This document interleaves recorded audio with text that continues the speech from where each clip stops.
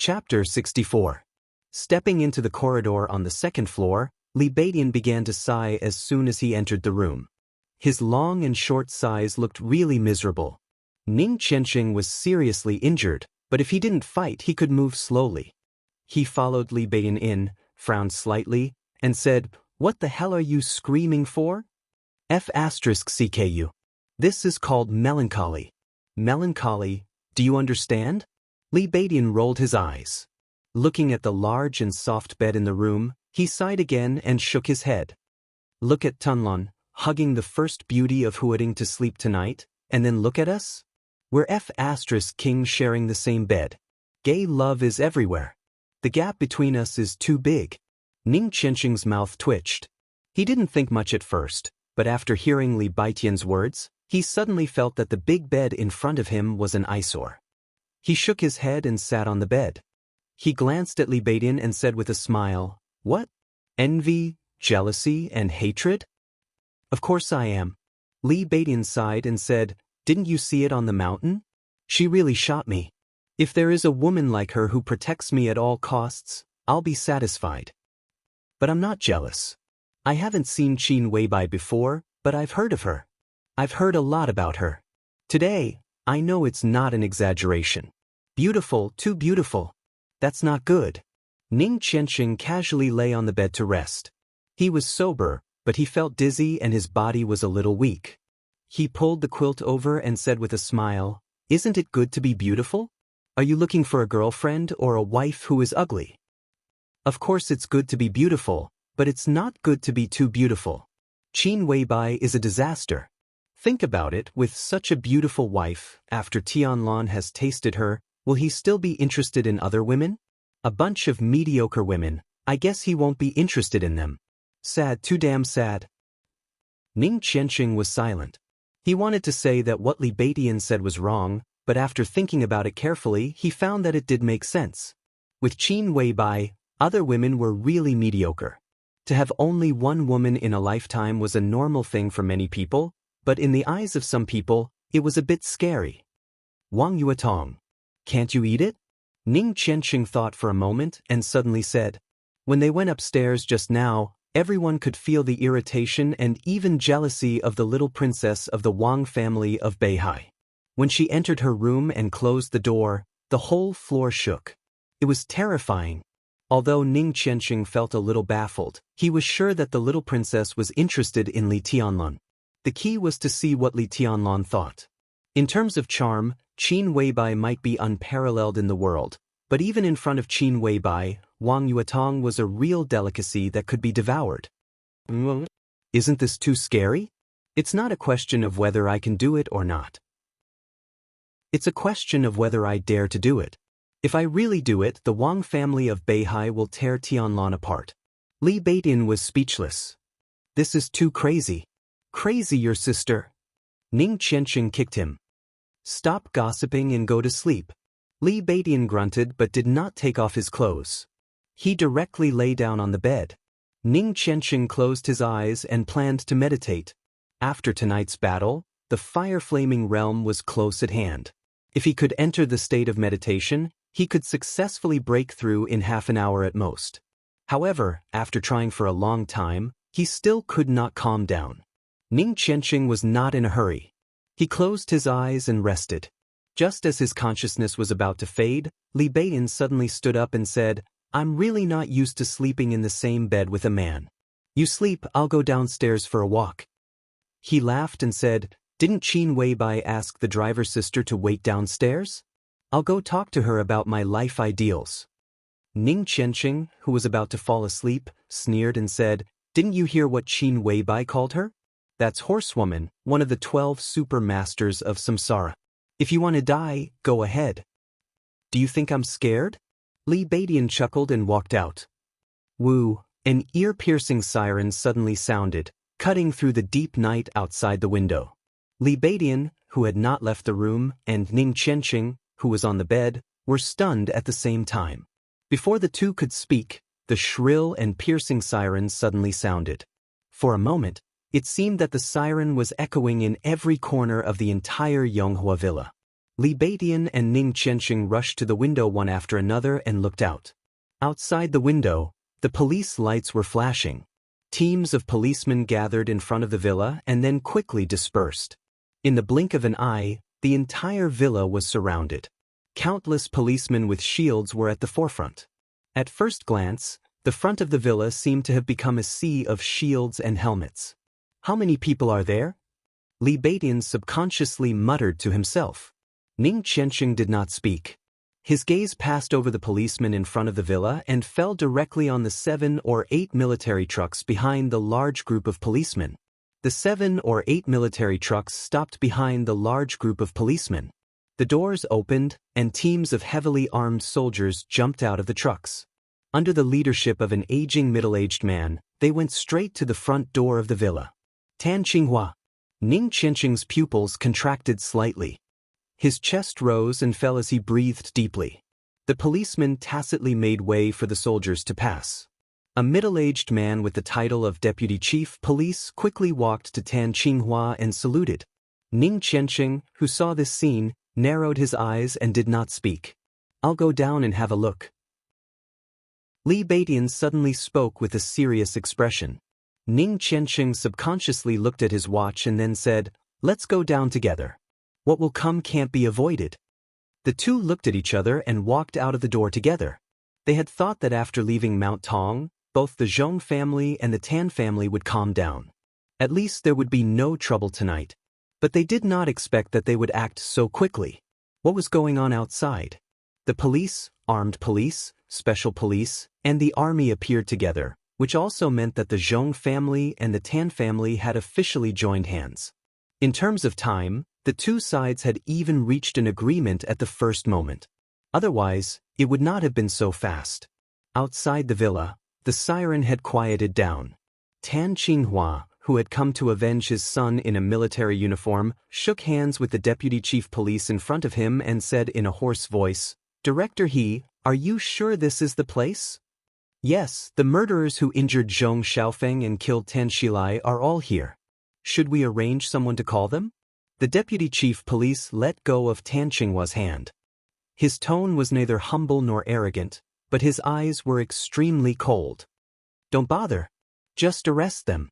Tan Xilai's expression was dull, but he was still polite to the deputy chief police in front of him. He said gently, "Director He, thank you for your hard work. We need your people to cooperate with us later." He Ping. He was one of the 11 standing committees of Huading, the director of the Ministry of Politics and Law and the director of the Huading Police Station, a capable general of the Prince Group, and one of Zhong Yongming's right-hand men in Huading. He was the boss of Huading's political and legal system and Tan Qinghua, the deputy commander of the Eastern Theater of Operations. The two core figures of the Prince Group were working together. Such a scale was enough to show how determined the Zhong family and the Tan family were at this time. They obviously did not intend to care about the reputation of the Samsara Palace. "My people will act with the comrades in the Eastern Theater of Operations. Secretary Zhong has instructed me to cooperate fully." He Ping nodded and said calmly. In fact, this senior official at the level of deputy governor was also very annoyed. He Qingting, the deputy director of the Huading police station, was a mad dog raised by the Zhong family and also a confidant of He Ping. But in Mount Tong, she was forced to kneel by Qin Weibai. A dignified deputy director of the bureau knelt down. Not to mention the policeman present at that time, even he, the director of the Ministry of Politics and Law, felt ashamed. No matter how strong the Samsara Palace is, it is outside the country. This is Zhongzhou State. When you are respected, you are the distinguished guests of Zhongzhou State. When you are not respected, you are nothing. No matter how strong the palace master of the Samsara Palace is, she has not dared to enter Zhongzhou State for many years. Now there are 4 invincible realm experts in Zhongzhou State. How can the palace master of the Samsara Palace defeat them? A mere spokesperson of the palace master dared to force a senior official of Zhongzhou State to kneel. Where did Qin Weibai get such confidence? After He Qingting, who had lost all face, went back, He Ping directly scolded her. Then, after communicating with Zhong Yongming, He directly led a team to Yonghua Villa to arrest her. I don't care whether you are samsara or not. If I don't teach you a lesson, you will really think that this is outside the country. Commander Tan, rest assured. My people will cooperate fully with you. Yiping took a step back and said flatly. This was also Zhong Yongming's instruction. Seriously speaking, allies and his own people were naturally different, but there were also differences between his own people and himself. Yiping intended to teach a lesson to the Samsara Palace, which had no foundation in Zhongzhou State. But since Tan Qinghua was willing to test the waters first, Yiping naturally would not stand out. Tan Qinghua coughed, nodded slightly, and led his people forward. Behind him, 300 elites of the Eastern Theater of Operations followed suit and approached the door of the villa. The villa was quiet, and there was no response at all. Tan Qinghua slightly narrowed his eyes, opened the front door, and walked into the detached courtyard. Looking at the still quiet villa, he suddenly sneered and said without hesitation, "Raging Fire, take Team 1 and Team 2 and go directly in to arrest them. Team 3 is responsible for guarding. Whoever dares to resist or escape, kill on the spot." His voice was cold and gloomy, clearly echoing in the small courtyard and into the villa. Raging Fire, the guard with a scar on his face who had been following him, subconsciously straightened his body. Behind him, 300 elites of the Eastern Theater of Operations pulled the bolts at the same time, and the crisp sound of metal hitting each other was uniform. The 300 elites were expressionless, and they were ready for battle. Raging Fire looked back at them, slightly narrowed his eyes, and waved his hand. "Team 1 and Team 2, follow me in." 200 people stepped out at the same time, followed Raging Fire, and directly rushed to the door of the villa in a fighting posture. The dense and rapid footsteps were not messy at all. The scene of 200 elites moving forward in silence had an indescribable aggressiveness and impact. In Europe, trespassing on private property is a very dangerous thing. "Are you sure you want to do this?" A sexy voice with an exotic charm rang out. It was neither fast nor slow, sounding elegant and gentle, but an extremely dangerous aura instantly filled the entire courtyard. Raging Fire, who was about to enter the villa, suddenly stopped in his tracks. Less than 5 centimeters away from his feet, a weak electric light shone. It looked gentle, but it spread wildly in the blink of an eye. There was a faint sound of thunder rolling across the sky. In an instant, the glaring electric light spread unscrupulously in the air, getting brighter and brighter, increasing in number, and finally connecting into a large area. The entire villa was almost surrounded by the electric light. Countless bright lines intertwined and flickered densely. The air was extremely distorted, and after the electric light, the villa became blurry. Raging Fire stopped in his tracks. Facing the electric light that could easily turn him into a pile of charcoal, his expression was still calm. The 300 elites of the Eastern Theater of Operations were also expressionless. "This is Zhongzhou State." Tan Qinghua's face was livid under the large area of electric light. The corner of his mouth twitched, and he said gloomily, "Who are you?" "Horsewoman of Samsara." A tall and sexy figure of a woman appeared at the gate of the villa. Through the electric light, her blonde hair danced wildly, and she looked dignified and holy. "Can you stop me?" Tan Shilai's tone was sarcastic. Of course, he had heard of Horsewoman. Even among the 12 supermasters of Samsara, Horsewoman ranked relatively high. She was at the peak of the thunder-shocking realm, and her strength even surpassed the peak. It was indeed terrifying, but so what? This was Zhongzhou State. Even experts of the invincible realm outside the country did not dare to kill in Zhongzhou State. Tian Ling, who was shot to death by human emperor 15 years ago, was a living example. Tan Qinghua's eyes were cold. His son's murderer was in the villa. His patience was wearing thin, and he was getting more and more agitated. "I want to try." In front of the villa, Horsewoman smiled gently, but the electric light in front of her fluctuated violently. "Then try, as long as you can bear the consequences." Tan Qinghua sneered, and suddenly raised his voice and roared, "Experts outside the country attack us in Zhongzhou State. They are invaders. Boys of the Eastern Theater of Operations, What should we do to invaders? After a short silence, hundreds of elites of the Eastern Theater of Operations roared at the top of their lungs. Chapter 65. This was the only thought in Tan Qinghua's mind. The cooperation between Samsara Palace and Zhongzhou State in recent years was indeed pleasant, and they had established a relatively good friendship. However, there were too many variables in the friendship between a big country and a big force. Not to mention anything else, Zhongzhou State had never welcomed Samsara Palace to enter its territory to develop its own force, which was enough to show the subtle relationship between the two. As the spokesperson of the master of Samsara Palace, Qin Weibai was in Huading, so Zhongzhou State could turn a blind eye. After all, when Zhongzhou State needed Samsara to contribute to something, it was the most convenient thing to contact Qin Weibai.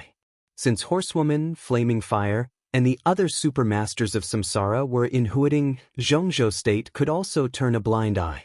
But if the supermasters of Samsara attacked the soldiers of Zhongzhou State, it would be a taboo. If foreign experts attacked the army of Zhongzhou State, they were enemies and invaders. If Horsewoman really dared to attack the soldiers of the Eastern Theater of Operations, then the entire Zhongzhou State would become her enemy. None of the six could protect her, nor would they dare to. Protecting her was tantamount to treason. At that time, not only her, but also Flaming Fire, and even Qin Weibai would be uprooted. There was no second possibility. Tan Qinghua was well aware of the consequences, and he believed that Horsewoman also knew. Therefore, although the lightning in front of him was gorgeous, in his eyes, Horsewoman was completely bluffing. Tan Qinghua's eyes were cold.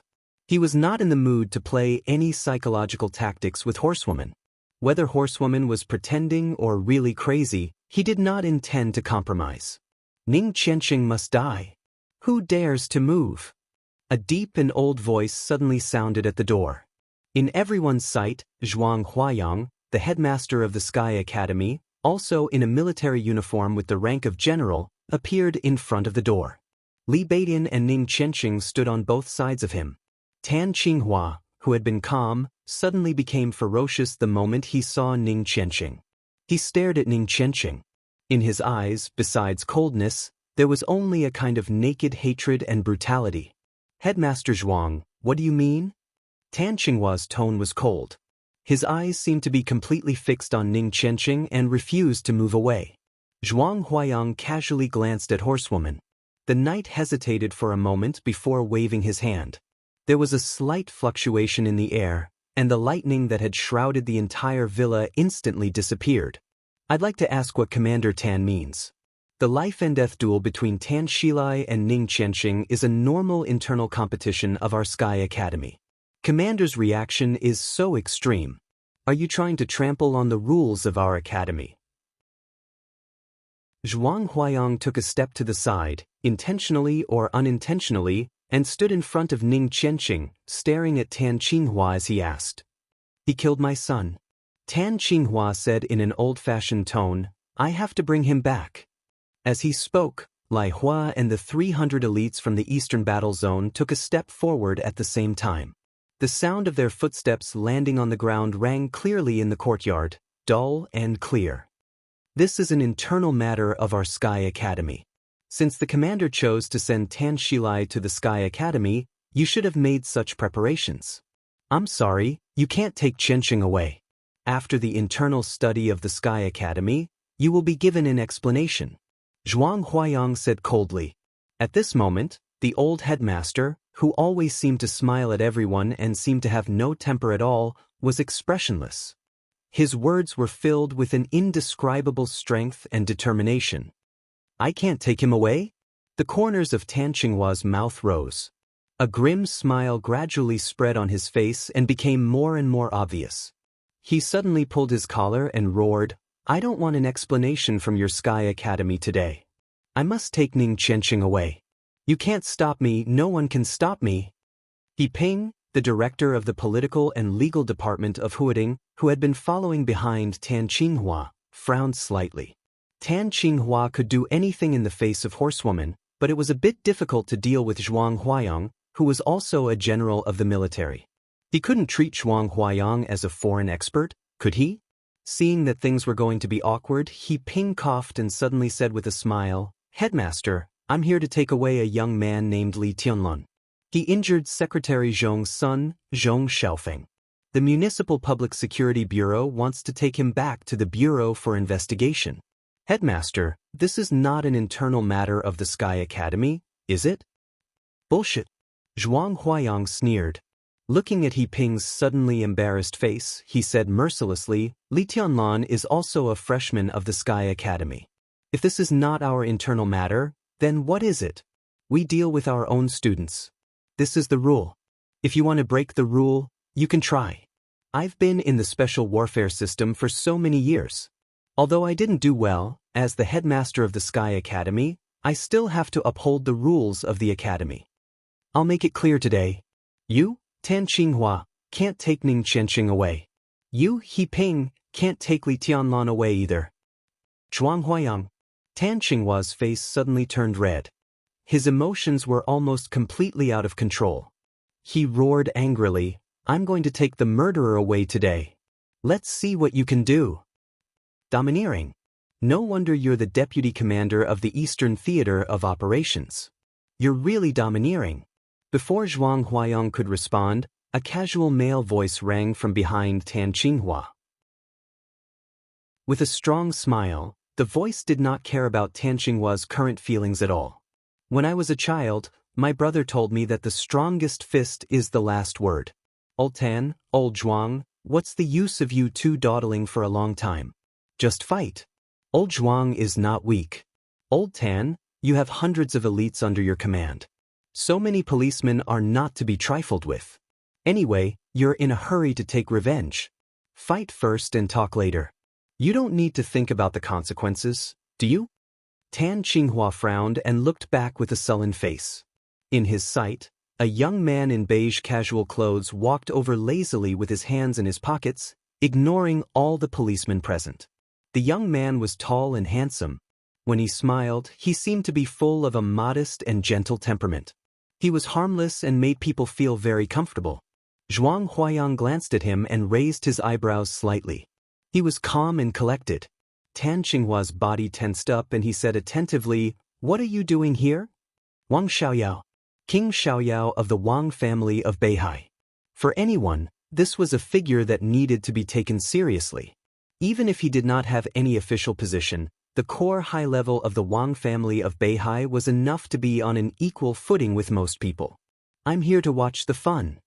Wang Xiaoyao walked over with a smile, patted Tan Qinghua on the shoulder, and said with a smile, "I heard that your son is dead? Congratulations." "Wang Xiaoyao." Tan Qinghua slapped Wang Xiaoyao's palm away and flew into a rage. Oh, a slip of the tongue. Don't mind me. Old Tan, you have a bad temper and can't take a joke. I know you're angry, but don't take it out on me. I came here in a hurry. I won't stop you from taking revenge. I just have something to discuss with you." Wang Xiaoyao replied a few times, still looking careless and tired. But because of his arrival, the atmosphere at the scene became more and more subtle. "Say it." Tan Qinghua looked at Wang Xiaoyao coldly and squeezed a word out of his teeth. "Well, it's just a small matter." Wang Xiaoyao lit a cigarette, and the smoke unscrupulously sprayed onto Tan Qinghua's face. He narrowed his eyes and pointed to the villa in front of him with a smile. "I won't stop you from taking revenge, but there are two people in this villa that I care about the most. My niece Yuetong and Qin Weibai. I won't stop you from killing anyone tonight, but if anything happens to these two people, I'll kill your whole family. Old Tan, do you believe me?" Creak! Tan Qinghua clenched his teeth so hard that they almost broke. "Don't gnash your teeth." Wang Xiaoyao flicked the cigarette ash and said lightly, "You should know me. This is not a threat. I mean what I say." He glanced around and was a little confused. He did not see Li Tianlan, who made him extremely uncomfortable, nor did he see Qin Weibai. Wang Xiaoyao felt strange. He looked at Horsewoman and said with a smile, "Horsewoman, where's your boss?" "Tuggy, it's so lively. Wang Xiaoyao is here to..." Old Tan looks a little excited. "I really don't know what will happen tonight. If there is a conflict, I'm afraid the situation in Huading will completely explode. On the rooftop of a tall building less than 200 meters away from Yonghua Villa, under the deep night, Gu Changjiang, the director of Huading's Special Operations Bureau, watched what was happening in front of Yonghua Villa through binoculars. He suddenly said, Yulan, what do you think is the probability of old Tan taking action? Beside Gu Changjiang, the petite and hot Gu Yulan hesitated and said softly, Tan Qinghua is emotionally unstable now. It's possible for him to do anything. It's possible for him to do anything. Gu Changjiang held the binoculars and said to himself again, it's possible for him to do anything. He sighed softly for the friendship between him and Tan Qinghua, and also for their different positions. Let's not talk about this. Gu Changjiang put down the binoculars and said gently, Yulan, what do you think of what happened tonight?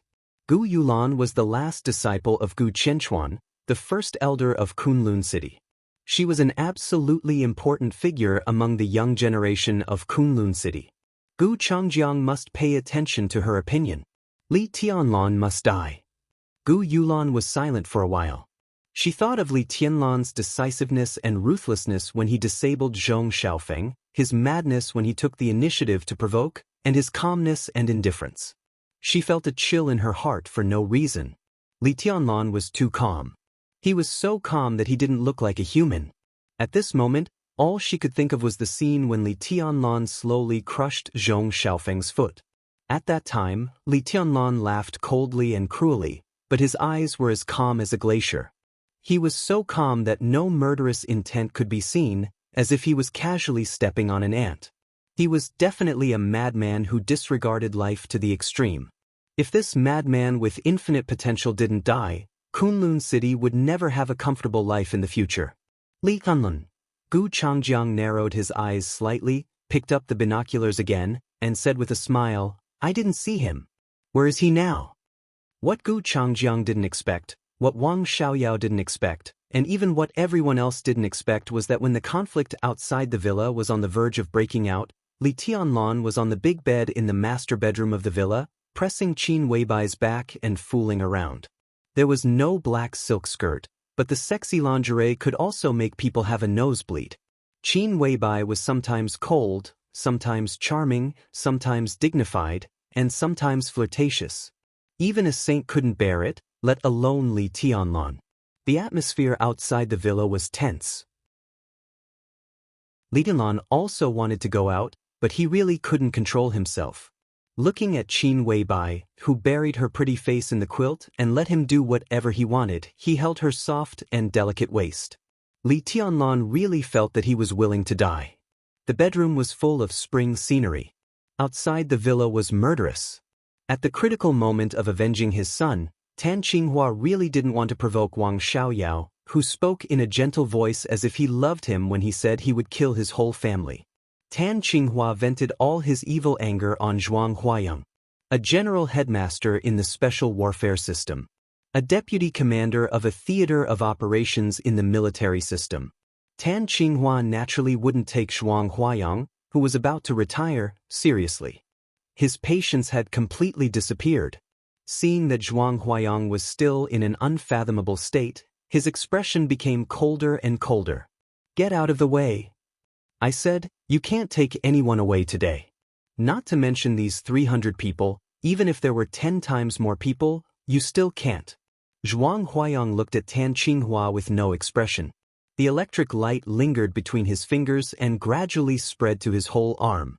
At this moment, Zhuang Huayang was still elegant, but as the electric light spread and expanded on his arm, his whole person gained a trace of a strong and cold aura and style.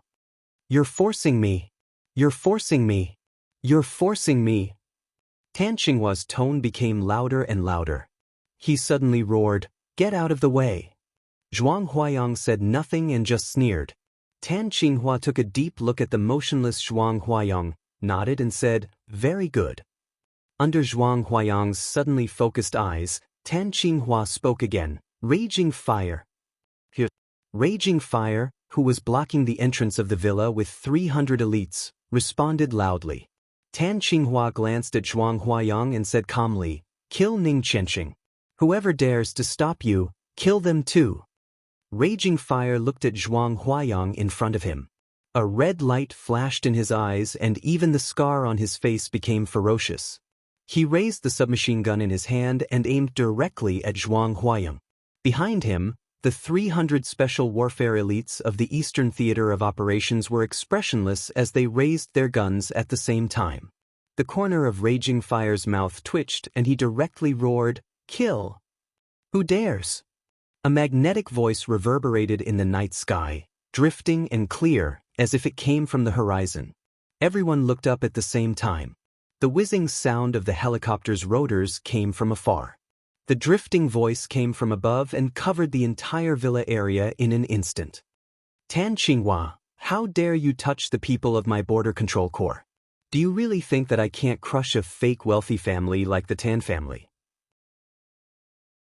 Or do you think that the 550,000 professional soldiers of the Border Control Corps don't dare to kill your so-called own people?" A helicopter flew in from hundreds of meters away. In the night, above the firmament, thunder suddenly roared and resounded through the sky. For a moment, the whizzing sound of the helicopter seemed to have disappeared. Everyone's ears were filled with a roar and only thunder could be heard. The sky above the entire villa area began to glow. Lightning flashed in the sky, revealing a kind of elegant and dangerous blue in the pale sky. A majestic sword intent as vast as the sea came crashing down from above like the power of heaven. In a trance, there was a kind of indomitable heroic spirit. There was a desolate killing intent between heaven and earth. The sword intent reached the ground from hundreds of meters high in the sky, and the entire villa area shook violently. In front of Zhuang Huayang, Raging Fire was walking at the forefront. The 300 Eastern Theater of Operations elites behind him were completely like powerless ants under this sword intent. The sword intent spread and hundreds of people were all sent flying. They fell from side to side and were instantly seriously injured. Jade Lake Sword Scripture. 9 Heavens Wind and Thunder Sword. The helicopter flew overhead. A figure, accompanied by the lightning that filled the sky, fell along with the thunderclaps. His figure landed directly in front of Tan Qinghua, who had an extremely ugly expression on his face. He reached out and grabbed Tan Qinghua's neck, lifting him up. Chapter 66. 15 years ago, Night Spirit, a super force in the Dark World, went east to Zhongzhou State.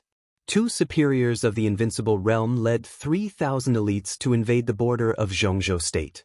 After the battle, Tian Ling, the superior of the Invincible Realm organized by Night Spirit, died under the attack of the Human Emperor, and another superior of the Invincible Realm, Tian Exin, fled with serious injuries. 3,000 Night Spirit elites and nearly 10,000 foreign mercenaries were annihilated by the Border Praetorian Corps, with not a single survivor. 12 years ago, a terrorist organization with the code name Turk in the northern border could be said to have a strong and powerful army. Their troops were mobilized at the border, and 2,000 elites from the Border Praetorian Army launched a surprise attack on the headquarters of the Turk organization. After 36 hours of fierce battle, the 50,000 soldiers of the Turk organization were wiped out, and the 20,000 captives were all killed. 9 years ago, there was a border conflict between Zhongzhou State and Heng State. In less than 12 hours, 20,000 elites of the Border Praetorian Corps set foot in Heng State and marched 800 miles in 72 hours. Guns and cannons roared and blood flowed like a river. 5 years ago, Bloody Blade, a super mercenary group in the Dark World, accepted a mysterious commission. Before they sent their troops to Zhongzhou State, 3,000 elites of the Border Praetorian Corps had secretly sneaked into their base. 30,000 mercenaries, whether they resisted or surrendered, were all slaughtered.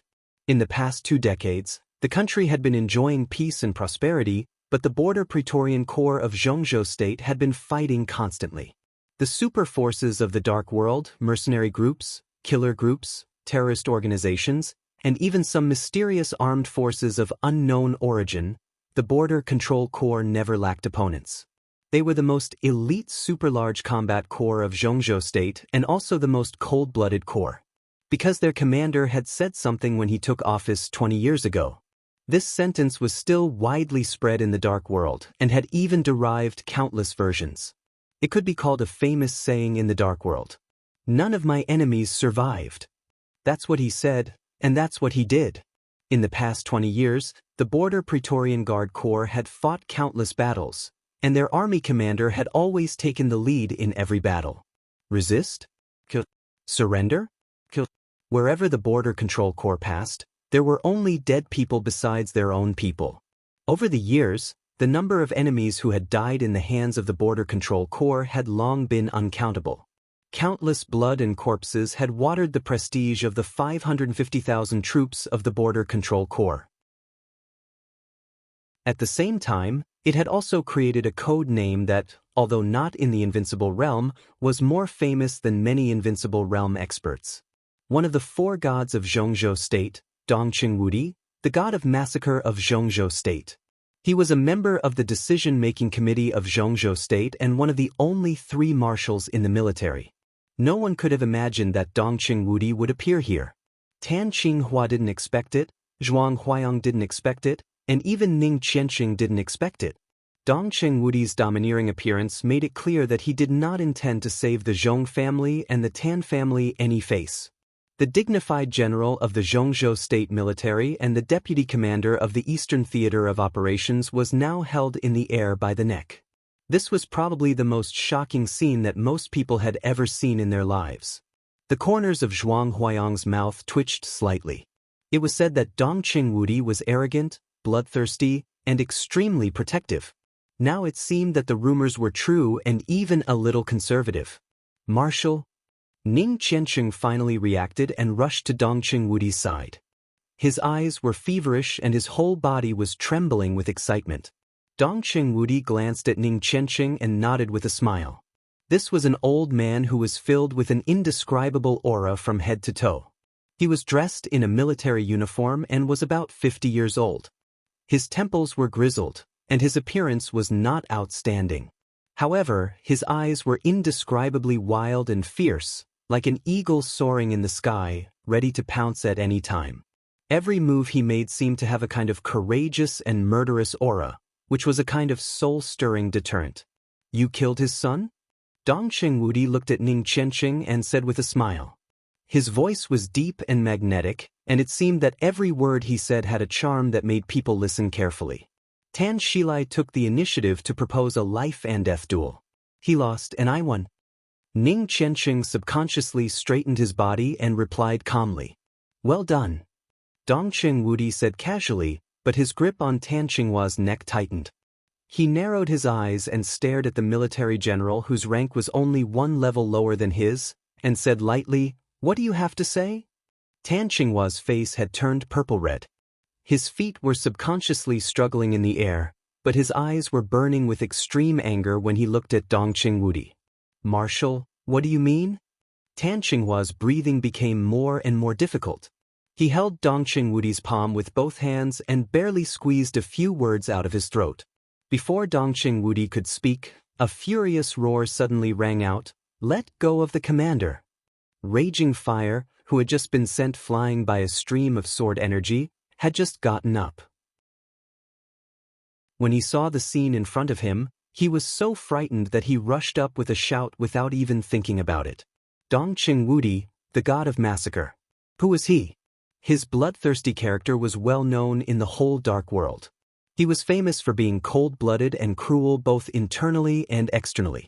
In the past 2 decades, there had been many senior officials who had impeached Dongqing Wudi. But this marshal with outstanding military exploits had always been in his current position, hadn't he? It would not be surprising if such a ruthless man killed Tan Qinghua, the deputy commander. No one would doubt Dongqing Wudi's courage. With nearly 600,000 elite troops in his hands, what couldn't he do? What couldn't he do? Bang! Dongqing Wudi's expression was cold. He kicked Raging Fire in the chest with his heavy military boots. The expert at the peak of the fire-flaming realm was kicked away before he landed on the ground. In the air, a large amount of blood burst out from all over his body. His body slammed into a parasol tree in the courtyard of the villa. The trunk trembled violently.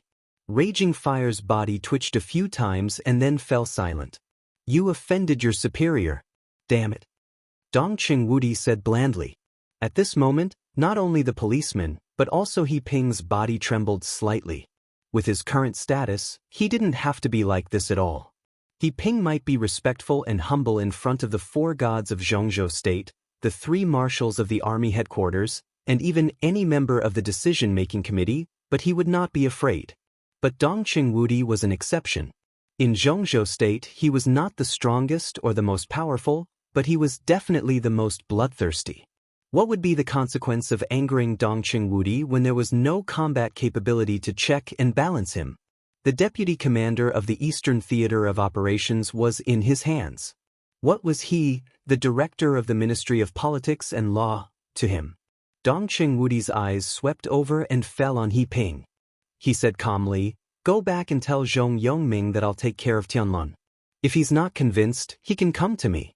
Although the Border Control Corps is at the border, if he really dares to fight, I don't mind playing with him in Huading." He Ping hesitated for a moment and raised his head subconsciously. In his sight, Dongqing Wudi's expression was calm and indifferent, but there seemed to be endless evil light flickering slightly in his eyes.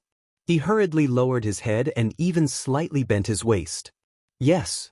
The corner of Dongqing Wudi's mouth twitched. He directly waved his hand and said crisply, "Get out." Without saying a word, He Ping directly turned around and walked out of the small courtyard. A large number of policemen outside the courtyard began to retreat at his order, and the sound of footsteps was chaotic. In Dongqing Wudi's hands, Tan Qinghua's eyes began to turn white, and his struggle became more and more powerless. Dongqing Wudi finally let go and put Tan Qinghua on the ground. Deputy Commander Tan, who was almost strangled alive, coughed and gasped. For a moment, he couldn't even straighten his body. The matter of Qianxing was originally an internal competition of the Sky Academy. The casualty index of the Sky Academy is not a decoration. If someone dies, the Sky Academy will naturally deal with it. When your son died, you jumped out to take revenge like a mad dog. If Qianxing died tonight, should I be like you? Do you think I will? Tan Qinghua gasped rapidly and did not speak. Although Dongqing Wudi was protective of his son, to some extent, he also obeyed the rules. With his temperament, if Ning Qianxing really died in the hands of the other party in a fair battle, no matter who it was, Dongqing Wudi would not seek revenge. But Tan Qinghua could not do this, not to mention that he was his own son, who he had high hopes for. And Qianxing is a member of my Border Control Corps, an elite who dares to fight with the enemy in the Border Control Corps. He is not a child soldier of your Eastern Theater of Operations. Even if the Sky Academy can't deal with this matter, it should be handled by the Border Control Corps. Tan Qinghua, what right do you have to touch my man? Dongqing Wudi's tone grew colder. Marshal is really mighty. I admit defeat today. Tan Qinghua finally spoke. He had never been a talkative person. With Dongqing Wudi here, it was impossible to kill Ning Qianxing. In front of Horsewoman and Zhuang Huayang, Tan Qinghua could go crazy. But in front of Dongqing Wudi, if he dared to go crazy, Dongqing Wudi would definitely be crazier than him. At that time, the 300 elites of the Eastern Theater of Operations, including himself, would not be able to walk out of this villa. He believed that Dongqing Wudi definitely had the courage to kill. Since the situation was like this, Tan Qinghua did not bother to talk nonsense. He struggled to straighten up, took a deep breath, and said, "Everything that happened here tonight, I will truthfully report it to the Army headquarters and the decision-making committee. Marshal, take care of yourself. I just came back from Yuzhou, and I have no intention of going back to hold that damn meeting. I will report it. Do you think the old guys of the Prince Group can bite me to death?" Dongqing Wudi sneered rudely. Tan Qinghua slowly retreated and finally came under the parasol tree. He carried Raging Fire's body on his back and turned to leave. Dongqing Wudi stood where he was, squinting. There was no expression on his ordinary but clean face, but his eyes were full of killing intent. Dongqing Wudi did not slowly turn around until Tan Qinghua's figure completely disappeared. "Brother Dongqing, long time no see." Wang Xiaoyao, who had watched a wonderful show, walked over with a smile and handed Dongqing Wudi a cigarette. We met in Yuzhou at the beginning of the year, didn't we? Dongqing Wudi took the cigarette, glanced at Wang Xiaoyao, and suddenly said, Tianzong took the heir of your Wang family of Beihai to the desert of Beijiang? Wang Xiaoyao froze, and the temperature in his eyes quickly dropped. He held the cigarette in his mouth, looked at Dongqing Wudi seriously, and said, As far as I know, even within the Wang family of Beihai, this is a secret. How did you know, brother? Now almost everyone knows what they should know. Is this a secret? Dongqing Wudi smiled and said, Congratulations. If Tianzong's trip is successful, Wang Xianxiao's reputation as a young heavenly son will be unshakable. Whether the number one of the young generation is surnamed Wang or Gu, it will be clear. Wang Xiaoyao frowned tightly and remained silent. Dongqing Wudi did not say more. Looking at Zhuang Huayang coming from the gate of the villa, he took the initiative to reach out his hand and said with a smile, Headmaster Zhuang, long time no see. Marshal, you guard the border and work hard for the country. Thank you for your hard work. Zhuang Huayang smiled and shook hands with Dongqing Wudi. The 6 groups in Zhongzhou State were divided and united. When there was no conflict of interest, they were always very polite to each other. But tonight, Dongqing Wudi and Zhuang Huayang had the same demand, so there was more or less some sincerity in the politeness. Thank you, Headmaster, tonight. Dongqing Wudi shook Zhuang Huayang's hand hard and said solemnly, Everyone has their own needs. It's what we should do. Zhuang Huayang smiled and pointed to the villa. Let's go in and have a seat. Xiaoyao, come with us. Forget it. Brother Dongqing, Headmaster, if there's nothing else, I'll take you a tong back. Let's catch up another day. Wang Xiaoyao shook his head. He had wanted to see Qin Weibai, but the news that his elder brother Wang Tianzong and nephew Wang Shengxiao had gone to the desert of Beijiang had spread like wildfire. Obviously, there was something wrong with the intelligence system of the Wang family of Beihai. This matter could be big or small, but if it was not dealt with as soon as possible, it would always make people feel uneasy. Zhuang Huayang glanced at him and nodded with a smile. Wang Xiaoyao left the villa in a hurry with Wang Yuetong, who walked to his side in silence. Dongqing Wudi took a deep look at Wang Xiaoyao, moved the corner of his mouth, and whispered, This King Xiaoyao of the Wang family of Beihai is not as simple as he looks. Zhuang Huayang smiled and said nothing. No matter how complicated Wang Xiaoyao was, it was the business of the Wang family of Beihai. It had nothing to do with him, so he did not want to say more. Dongqing Wudi looked at Li Beitin, then at Horsewoman, and then his eyes fell on Ning Qianxing. Qianxing, where is Tianlan? Li Beitin, who was watching silently, thought of the conversation he had with Ning Qianxing when they first met. At that time, Li Beitin asked Ning Qianxing what his code name was, and Ning Qianxing replied that he was a man of sacrifice. Who's man of sacrifice? Dongqing Wudi, Ning Qianxing, Li Tunlan. The answer seemed to be obvious. He's upstairs. I'll call him. Ning Qianxing took out his mobile phone. Sorry, I had some private business upstairs, so I'm late. Li Tianlan's voice suddenly sounded from the door. Dongqing Wudi's body slightly stiffened, and a dazzling brilliance flashed in his pupils. He took a deep breath and slowly turned back. In his sight, Li Tianlan, with a calm expression, just walked out of the door and met his eyes. Tianlan. Dongqing Wudi called out, and his voice, which had always been cold and murderous, trembled slightly at this moment. Li Tianlan subconsciously frowned and whispered, Marshal Dongqing? Dongqing Wudi's voice just now almost covered the entire Yonghua Villa district. Li Tianlan was not deaf, so he naturally knew who the only stranger in the yard at this time was. Dongqing Wudi, one of the top 10 contemporary experts of Zhongzhou State, the god of massacre. This was definitely an unexpected meeting, but what surprised him more was Dongqing Wudi himself. In his impression, the military marshal known as the god of massacre should be the kind of man who was more than 2 meters tall, burly, with a beard and a ferocious appearance. But the man in front of him had enough momentum, but his appearance was not the god of massacre at all. Dongqing Wudi was not handsome, but he was definitely not ugly. In particular, his face was extremely clean. It was not the kind of clean without a beard, but his face did not have the vicissitudes and hardships that a middle-aged man should have.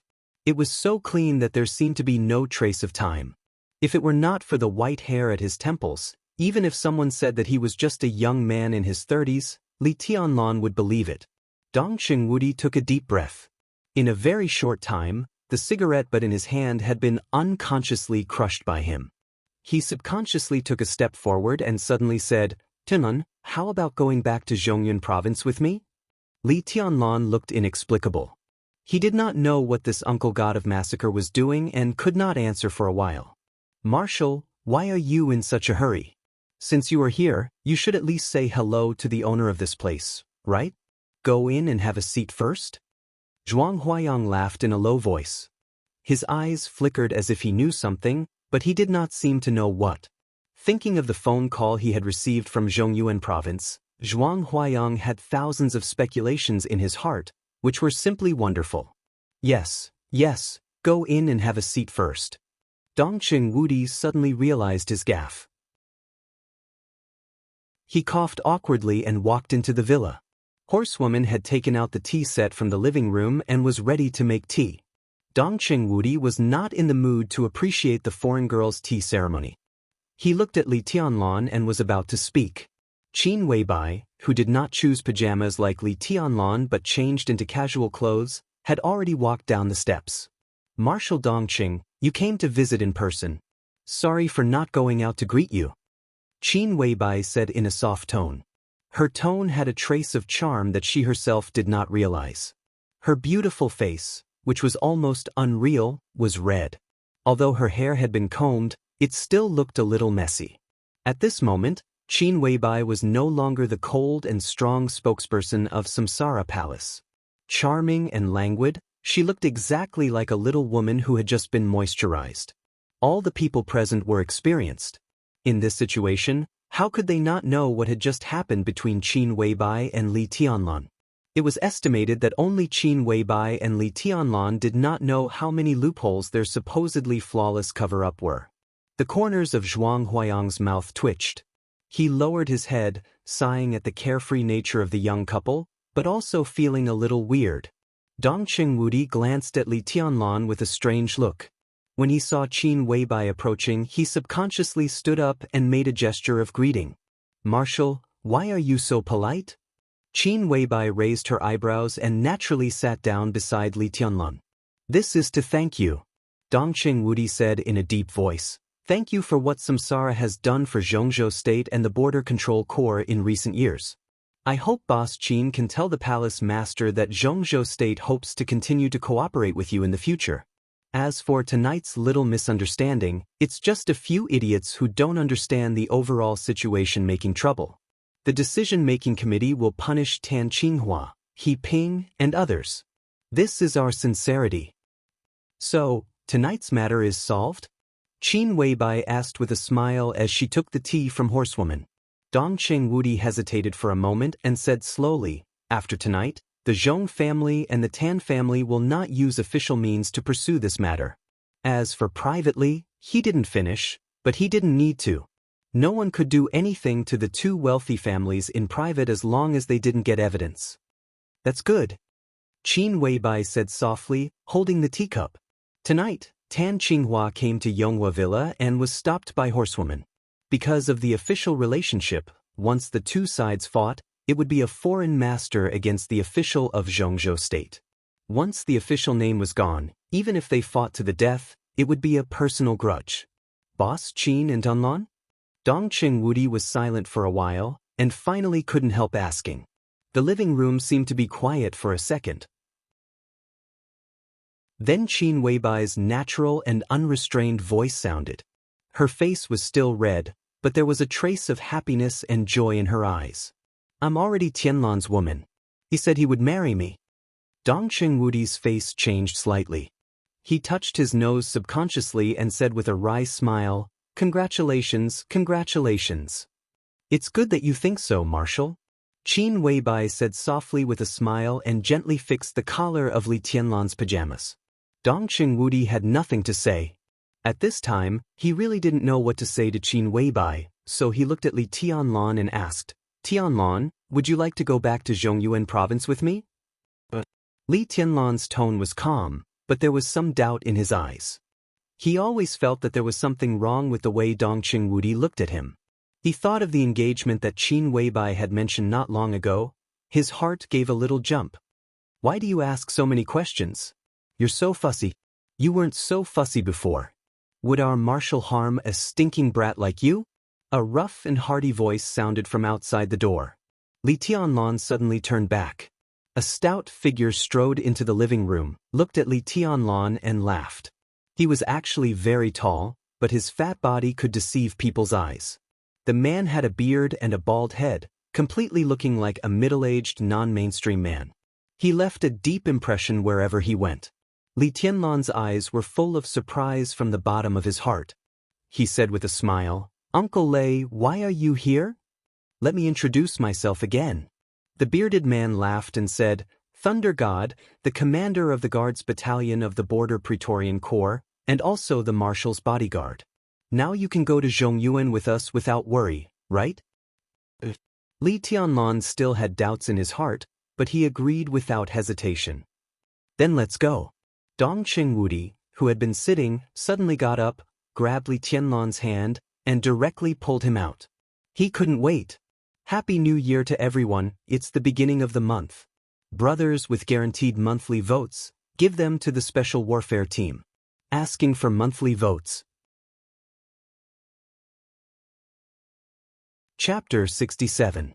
Begging for monthly votes at the beginning of the month. Today's update is over 10,000 words. Give me those who have guaranteed monthly votes. Dongqing Wudi was in a hurry. This was something that everyone could feel. Li Tianlan was almost dragged out of the villa and out of the courtyard by him. Thunder God led the way, walking as fast as he could. The three of them quickly walked to an open space in the central area of the villa, and Li Tianlan was directly stuffed into the helicopter by Dongqing Wudi. The helicopter rotors roared up after a while and flew higher and higher. Li Tianlan, who had taken a helicopter for the second time in his life, was confused. He looked at Dongqing Wudi sitting opposite him and looked at him seriously, and then at Thunder God who was driving the helicopter. He was full of questions, but he didn't know where to start. "Uncle Thunder." Li Tianlan was silent for a while. He didn't know what to say to the military marshal in front of him, so he could only turn his head and call Thunder God. Thunder God's rumbling laughter rolled through the cabin, and it was clear and deafening in the roar of the rotors. "Don't worry, boy. I don't have time to catch up with you. Just stay here. Marshal and I won't hurt you." "Don't you trust us?" Li Tianlan smiled and said no more. For him, most people in the world could not be completely trusted, including Dongqing Wudi in front of him. But Thunder God was an exception. When he was 17 years old, when he walked out of the camp on the border for the first time, it was not his grandfather or any veteran in the camp, but Thunder God. Like today, he sat in the cabin and Thunder God drove the helicopter. It was dark outside the window. That year, from the southwest to the northwest, from the jungle to the desert, Li Tianlan slipped from the peak state. From beginning to end, Thunder God was by his side. The other party knew most of his secrets. If he had wanted to harm him, he would have had countless opportunities to do so every single day during that 1 year. In the past, he could give his life to Thunder God countless times. Today, facing Thunder God, what couldn't he trust? Li Tianlan's heart was steady, and his eyes were calm. "Tianlan, you and Boss Qin." Dongqing Wudi, who was sitting opposite Li Tianlan, hesitated and finally said, "How did you and Boss Qin meet?" Li Tianlan was stunned and whispered, "When I came to Huading, she was the first person I saw." "Elderly arranged it?" Dongqing Wudi's clean face did not change, but his eyes were tangled, and he seemed to be a little depressed. Li Tianlan nodded. He was not surprised that Dongqing Wudi knew his identity. Thunder God was Dongqing Wudi's bodyguard, so the marshal naturally knew what he knew. Dongqing Wudi took out a cigarette, took a deep drag, shook his head, and said subconsciously, "How did you and her?" Li Tianlan seemed to hear something wrong in his tone. His eyes narrowed and his expression became more and more indifferent. Seeming to realize that his tone was not right, Dongqing Wudi smiled bitterly, looked at Li Tianlan and said, "Tianlan, come and sit next to me." "That's good. I'm airsick and don't dare to move around." Li Tianlan said with a smile and sat still. He was not disgusted with this legendary marshal of Zhongzhou state. Dong Qingwudi had a mixed reputation in the dark world. Some people thought that his approach was hot-blooded and heroic, while others thought that his approach was insane. But Li Tianlan thought that Dong Qingwudi's every move did not have too deep meaning. He was just bloodthirsty. Such a person was a homicidal maniac in small fights, and when he killed a lot, he would become a killing god. Dong Qingwudi was definitely not a good person, but he was extremely good to his own people. Ning Qianxing could make him give up the meeting of the decision-making committee and come to Huading with a phone call, which could prove this. The fact that the border guard corps was dead set on following him and advancing and retreating together with him also proved this point. He was not a good person, but he was a real general, a real commander. He was strong, iron-blooded, and domineering. For nearly 2 decades in Zhongzhou state, Dong Qingwudi alone propped up the backbone of the border of Zhongzhou state. Such a person, no matter what his international reputation was, at least in the eyes of the people of Zhongzhou state, he was a well-deserved hero. Li Tianlan couldn't feel bad for such a person, but now Dong Qingwudi looked at him in such a strange way. When he heard that Dong Qingwudi asked him to sit down, he subconsciously resisted. Dong Qingwudi stared at Li Tianlan for a while, and his eyes seemed to be a little sad. He nodded, looked away, and said softly, "Your father and I are very good friends." There was a trace of indescribable bitterness in his tone. "He saved my life and also saved the old master. If it weren't for your father, I don't know what the Dongqing clan would be like now." Although few people know about this, the people of the Dongqing clan will not forget and dare not forget. The Dongqing clan is willing to repay this kindness at any cost. Tianlan, can you understand? Li Tianlan's mouth twitched. He instinctively felt that there was something wrong with Dong Qingwudi's words, but he didn't know how to say it. He looked up at Dong Qingwudi seriously, and said calmly and sincerely, "From my standpoint, it's not a question of whether I can understand or not. We should thank the marshal and the Dongqing clan for their righteousness." "Your standpoint? Hey, your standpoint." Dong Qingwudi laughed at himself and seemed to lose all interest in talking for a moment. He shook his head wearily and said softly, "The reason why I took you to Zhongzhou in such a hurry is that the old master wants to see you." The old master used a favor from many years ago to invite an extraordinary person back, hoping that he can show you the way. Tianlan, seize the opportunity. Li Tianlan's heart trembled for no reason. Looking at Dong Qingwudi, who had closed his eyes to rest, he nodded silently and stopped talking. The helicopter shuttled in the air. It was dark outside the window, and only the sound of the wind whistled in the rotation of the rotors. Overnight, he tested the attitude of the academics and inadvertently walked into the Dongqing clan, the leading force of the giant group. The road ahead was dark. What would happen tomorrow? Li Tianlan closed his eyes. In his mind, there seemed to be footsteps from a distant place, echoing in the depths of his heart. It was very light and very fast. That was the footsteps of destiny. Zhongyuan Province. Luojing. It was nearly 4 o'clock in the morning when the helicopter landed. Li Tianlan, who closed his eyes to rest but didn't fall asleep, followed Dong Qingwudi out of the helicopter and found himself at the foot of the mountain again. In front of him was a neatly paved 2-way lane, stretching all the way up from the foot of the mountain to an unknown place. The straight poplars on both sides stood by the roadside, making the road deep and mysterious. In front of the helicopter, a row of cars was parked quietly. 4 dark Mercedes-Benzes surrounded a solemn car whose name Li Tianlan couldn't name.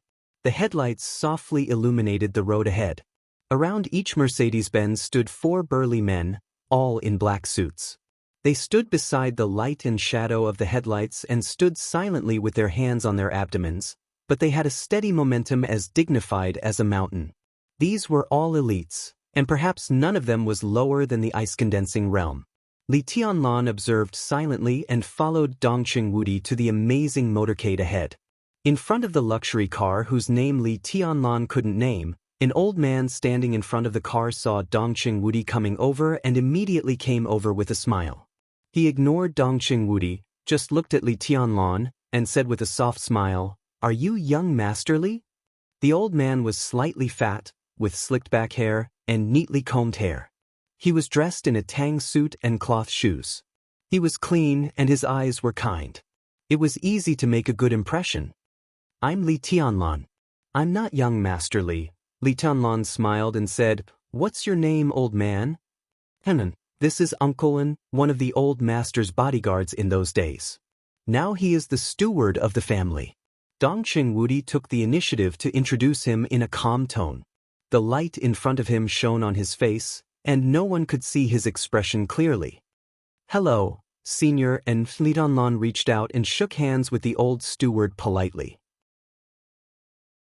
Because of the mysterious and forbidden Dongqing Huangte, Li Tianlan was very interested in the Dongqing clan, and he also learned some superficial information from Ning Qianqing. Before Dongqing Wudi served as the commander of the Border Control Corps, it had always been Dongqing Hanguang, the old master of the Dongqing clan, who supported the family. The old master was also one of the marshals of Zhongzhou state and also entered the decision-making committee. In terms of status, he was one level higher than the current Dongqing Wudi. At his peak, he was the nominal second-in-command of the Zhongzhou state military, but in fact, he was the first in charge of the daily work of the military. In the military, his ranking was second only to the president of Zhongzhou state, and he was a real giant and a big shot. Dongqing Hanguang's bodyguard in those days could absolutely be said to be a real expert. "Don't stand on ceremony, young Master Li. Welcome to the Dongqing clan," Senior Lin said with a smile, looking very kind. "Young Master Li, the old master and the master are waiting for you. Please get in the car." "Uncle Lin," Dongqing Wudi suddenly said, "give me a car. I still have something to do, so I won't go to the old master's place. I'll go and have breakfast with him later." Senior Lin agreed with a smile and gave Dongqing Wudi a Mercedes-Benz. Dongqing Wudi took a deep look at Li Tianlan, strode into the Mercedes-Benz with Thunder God, and drove away. Li Tianlan calmly watched the Mercedes-Benz go away. Under the guidance of Senior, he got into the luxury car of an unknown brand. Senior and drove the motorcade all the way up the mountain. The road wound all the way up, deep and calm. Occupying a mountain to be king. Such a word suddenly came to Li Tianlan's mind, and then he smiled bitterly. According to Ning Qianqing, the whole Zhongyuan province was the territory of the Dongqing clan, which was the real top wealthy family in Zhongzhou state. Now the Dongqing clan just divided a mountain as their headquarters. How could it be called occupying a mountain to be king? The motorcade gradually sped up. The noise behind them faded away. Lights finally appeared in front of them. A super large modern villa appeared in Li Tianlan's sight. The villa was 4 stories high and extremely wide. On the quiet top of the mountain, lights surrounded it. The entire villa became more and more dazzling and magnificent. In front of the villa was a large courtyard that had been transformed. It was neatly and reasonably planned with gardens, rockery, pools, and jungles. The scenery was quiet, and the fragrance of flowers was overflowing. The night wind blew, wrinkling the pool, ruffling the flower beds, and ruffling the jungles. In a trance, Li Tianlan even felt that he had come to another world. He had been to the garden party, and the scenery in the garden party was also very beautiful, but that was a club. Here, however, was a private house. At this moment, Li Tianlan looked at everything in front of him and felt nothing but shock. "Let's go. The old master is inside. Don't be nervous, young Master Li." Senior Lin took Li Tianlan out of the car and led the way to the villa. Li Tianlan took a deep breath. He was not nervous, but he felt a little uncomfortable standing in front of the top wealthy family in Zhongzhou state for the first time. In the courtyard, several patrols in black suits were carefully observing the surrounding environment. When they saw Senior Lin, they all bowed respectfully. Senior Lin looked indifferent. He took Li Tianlan all the way forward, pushed open the door of the villa, and went straight in. The decoration inside the villa was equally magnificent. But Li Tianlan's eyes were focused on the 2 people sitting in the small reception room. A gray-haired old man. A kind-looking old monk in a kasaya. The old man was about 70 or 80 years old. He was thin, and although he had white hair, he was extremely energetic. His eyes were even more majestic, and he had a kind of strong aura without anger. He was murderous and had the same origin as Dongqing Wudi. Li Tianlan confirmed the old man's identity at once. He was Dongqing Hongguang, the old master of the Dongqing clan. Although the old man did not have the title of God of Massacre, he was also decisive, cold-blooded, and cruel when he was young. The Dongqing clan had been like this since the beginning. Every generation was bloodthirsty, and Dongqing Wudi's generation could be said to have reached the peak. As for the monk beside the old man, Li Tianlan did not know him. "Master, young Master Li is here." Senior and pushed the door open and said with a smile, looking at the white-haired old man in the living room. The old man had already noticed Li Tianlan behind Senior.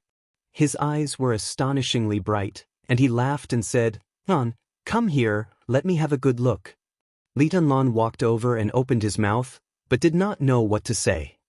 He could only bow slightly and said with a smile, "Hello, old master." "What old master?" Dongqing Hongguang stared at him and said, "Call me grandpa. I've been friends with your grandpa for many years. It's not too much to ask you to call me grandpa, is it?" Li Tianlan was a little embarrassed. He subconsciously touched his nose and opened his mouth, but he could not say anything. Dongqing Hongguang did not embarrass him. His bright eyes became softer and softer, and he suddenly said, "How is brother Li? In the blink of an eye, you've grown up so much. I haven't seen my brother for a long time." "Grandpa is fine." Li Tianlan nodded. If he had something to say, he would never say much. In front of such a sophisticated big shot, the more he said, the more mistakes he would make.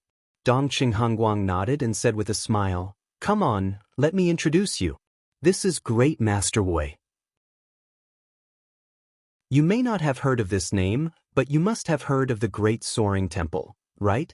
Great Master Wei is the living Buddha with the highest seniority in the Great Soaring Temple. Even the current abbot of the Great Soaring Temple has to call him martial uncle. The Great Soaring Temple. Li Tianlan had naturally heard of this name.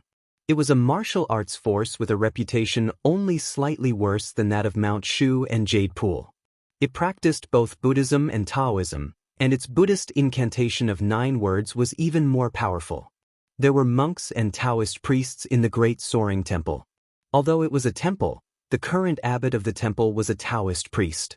His Taoist name was Tathagata, and he was one of the top 10 contemporary experts in Zhongzhou State. Taoist Tathagata's martial uncle? This was a real expert. Li Tianlan bowed slightly and said softly, "Greetings, Great Master." "Amitba." Great Master Wei smiled and put his palms together to return the salute. Looking at Li Tianlan, he suddenly laughed and said, "Benefactor, do you believe in destiny? Do you believe in karma?" Li Tianlan raised his eyebrows and suddenly thought of Xianxia. The opening remarks of these two people were basically the same. "I believe it or not." Li Tianlan chose his words carefully and said seriously, "Great Master, can you see my karma?" "My karma?" Great Master Wei hesitated and put his palms together without saying a word. He seemed to be in a dilemma. "Great Master, just say it." Li Tianlan said directly. Dongqing Wudi had already said on the plane that the Dongqing clan invited an eccentric person today to show him the way. Naturally, he would not stand on ceremony. If he really met a master in metaphysics, it would be of immeasurable help to him in the future. "I see the karma of the donor." Great Master Wei raised his head, took a serious look at Li Tianlan, and then lowered his head. "Great Master?" Dongqing Hongguang frowned slightly and couldn't help calling out. Great Master Wei hesitated again, lowered his eyelids, put his palms together, and said, "This donor has gone against the general trend and forcibly defied the natural order. I'm afraid he will die young and miserably in 10 years at most." 10 years at most, miserably. Dongqing Hongguang's expression changed dramatically, but he was not angry. There was only worry in his eyes. Xianxia of Taoism sect and Wu Wei of Buddhism sect could be said to be the real grandmasters of metaphysics in Zhongzhou State. The former was at least utilitarian, so it was easier to invite him. But the latter was a real free spirit. If it weren't for the fact that Great Master Wu Wei owed the Dongqing clan a karma many years ago, he would not have been invited today. But now he was invited, and the other party said that Tianlan would die miserably. What the hell was this? Li Tianlong raised his eyebrows slightly, but his expression did not change at all. He just said calmly, "Great Master, do you have a solution?" "Everything depends on God's will." Great Master Wei chanted the name of Buddha and said meaningfully, "Originally, the donor's fate was unsolvable and destined to be miserable. But about 20 years ago, the donor's fate was changed. I'm not sure what will happen in the future." Li Tianlong nodded expressionlessly, stood up and said, "I'll go to the bathroom." He got up and walked out of the small reception room. Senior N, who was standing in the living room, immediately came out and said with a smile, "What's the matter, young Master Li?" Li Tianlong nodded seriously. "Although I know it's impolite to say this, if possible, I still hope that the Dongchen clan will throw the old monk out." "Why?" Senior N's face froze. "Charlatan, pretending to be mysterious." Li Tianlong shook his head and said disdainfully, "His fate was changed more than 20 years ago? F***CKU, I'm not 20 this year. Fuck you." Sorry, the update is late. Today's 2 chapters are over 10,000 words. Please understand. Chapter 68. Great Master Wu? A charlatan? Still pretending to be mysterious? Senior N was directly stunned. What was all this?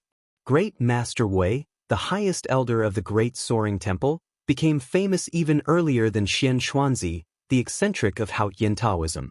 In the past 20 years, Xianxia had risen to fame and was gradually becoming the first man in metaphysics. But no matter how famous Xianxia was, some top seniors would never forget Great Master Wu of the Great Soaring Temple. They could be said to be the only 2 metaphysical grandmasters in the world. Xianxia intentionally or unintentionally dealt with the top wealthy families of Zhongzhou State and the Hidden Dragon Sea. As long as the people who invited him were important enough, he would not be refused. At least, he could give a few words of beneficial advice. Great Master Wu, on the other hand, was truly free and unfettered in the world. He was a mysterious figure.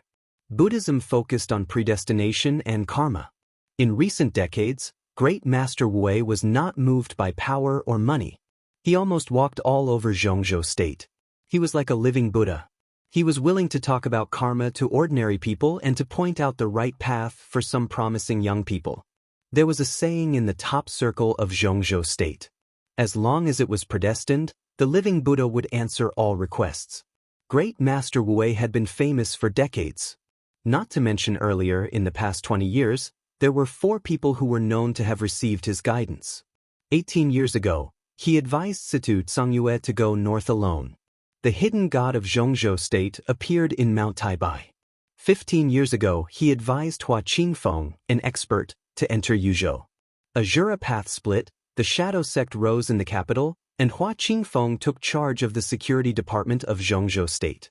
Now, more than 80% of the guards around the big shots in the Hidden Dragon Sea came from the shadow sect. 10 years ago, Lu Shuanghua, a senior intelligence officer of the Prince Group, was hunted down because he was framed. He fled to Jiangnan and met Great Master Wu by chance. He was advised to take root in Jiangnan province. Lu Shuanghua lived in seclusion in Mount Lu. 8 years ago, he joined the Wang family of Beihai in a high-profile manner and established the largest civilian intelligence organization in southern Zhongzhou State, Jiangnan Society. 3 years ago, the Shadow Sting Force, the largest and most mysterious special forces in Zhongzhou State, was established. Wang Zhaoyang, one of the core members of the Wang family of Beihai and the commander of the Shadow Sting Force, went straight to the Great Soaring Temple on the second day he took office, just to thank Great Master Wu in person. 20 years, for people, for giants of the dark world of Zhongzhou State. Whether Great Master Wu intended it or not, no one dared to say that Xianxia had surpassed Great Master Wu in metaphysics based on the achievements of these 4. The words of these 2 were basically equivalent to prophecies. This was something that many people acknowledged. Over the years, Senior N had heard many legends about Great Master Wu and seen many people's worship and admiration for the living Buddha. He had never thought that one day a young man would disdainfully say that the living Buddha was a charlatan. Was there something wrong with this kid's brain? Or did he drink too much tonight? Elder An's heart trembled. He didn't know what to do. This brat was too ruthless. He was definitely doing this on purpose. Among the people present, except for Li Tianlan, no one was lower than the thunder-shocking realm. No matter how low Li Tianlan's voice was, it could not escape the ears of Great Master Wu Wei and Dongqing Hongguang. He said it to Eldarin, but it was no different from pointing at Great Master Wu Wei and cursing. Tianlan, don't talk nonsense. The corner of Dongqing Hongguang's mouth twitched. He looked at Great Master Wu Wei apologetically and said softly, Great Master, Tianlan just came from a small place and hasn't seen much of the world, so, if I didn't know where he came from, how could I say that he went against the general trend? Great Master Wu Wei turned the Buddha beads in his hand and smiled kindly. Li Tianlan hesitated a little, turned around again, and walked back to the small reception room.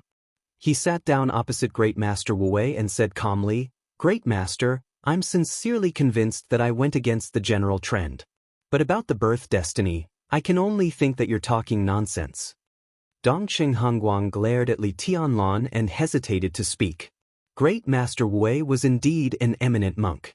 He was good-tempered to a certain extent. He said with a smile, Why? I'm less than 20 years old this year. Great Master said that my birth destiny was changed more than 20 years ago. More than 20 years ago, I wasn't born yet. How could I have a birth destiny? Li Tianlan said calmly.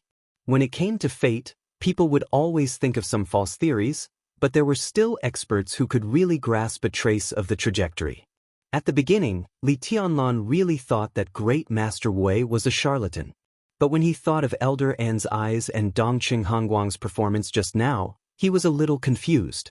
A top wealthy family like the Dongqing clan couldn't be fooled by any charlatan. But the so-called birth destiny had too many loopholes. Benefactor, do you believe in destiny? Great Master Wu Wei asked again the question that Xianxia had asked and he had just asked. Li Tianlan frowned slightly. In the villa of the Dongqing clan, his mood seemed to relax a little unconsciously, and his mood swings became more and more obvious. You don't actually believe it.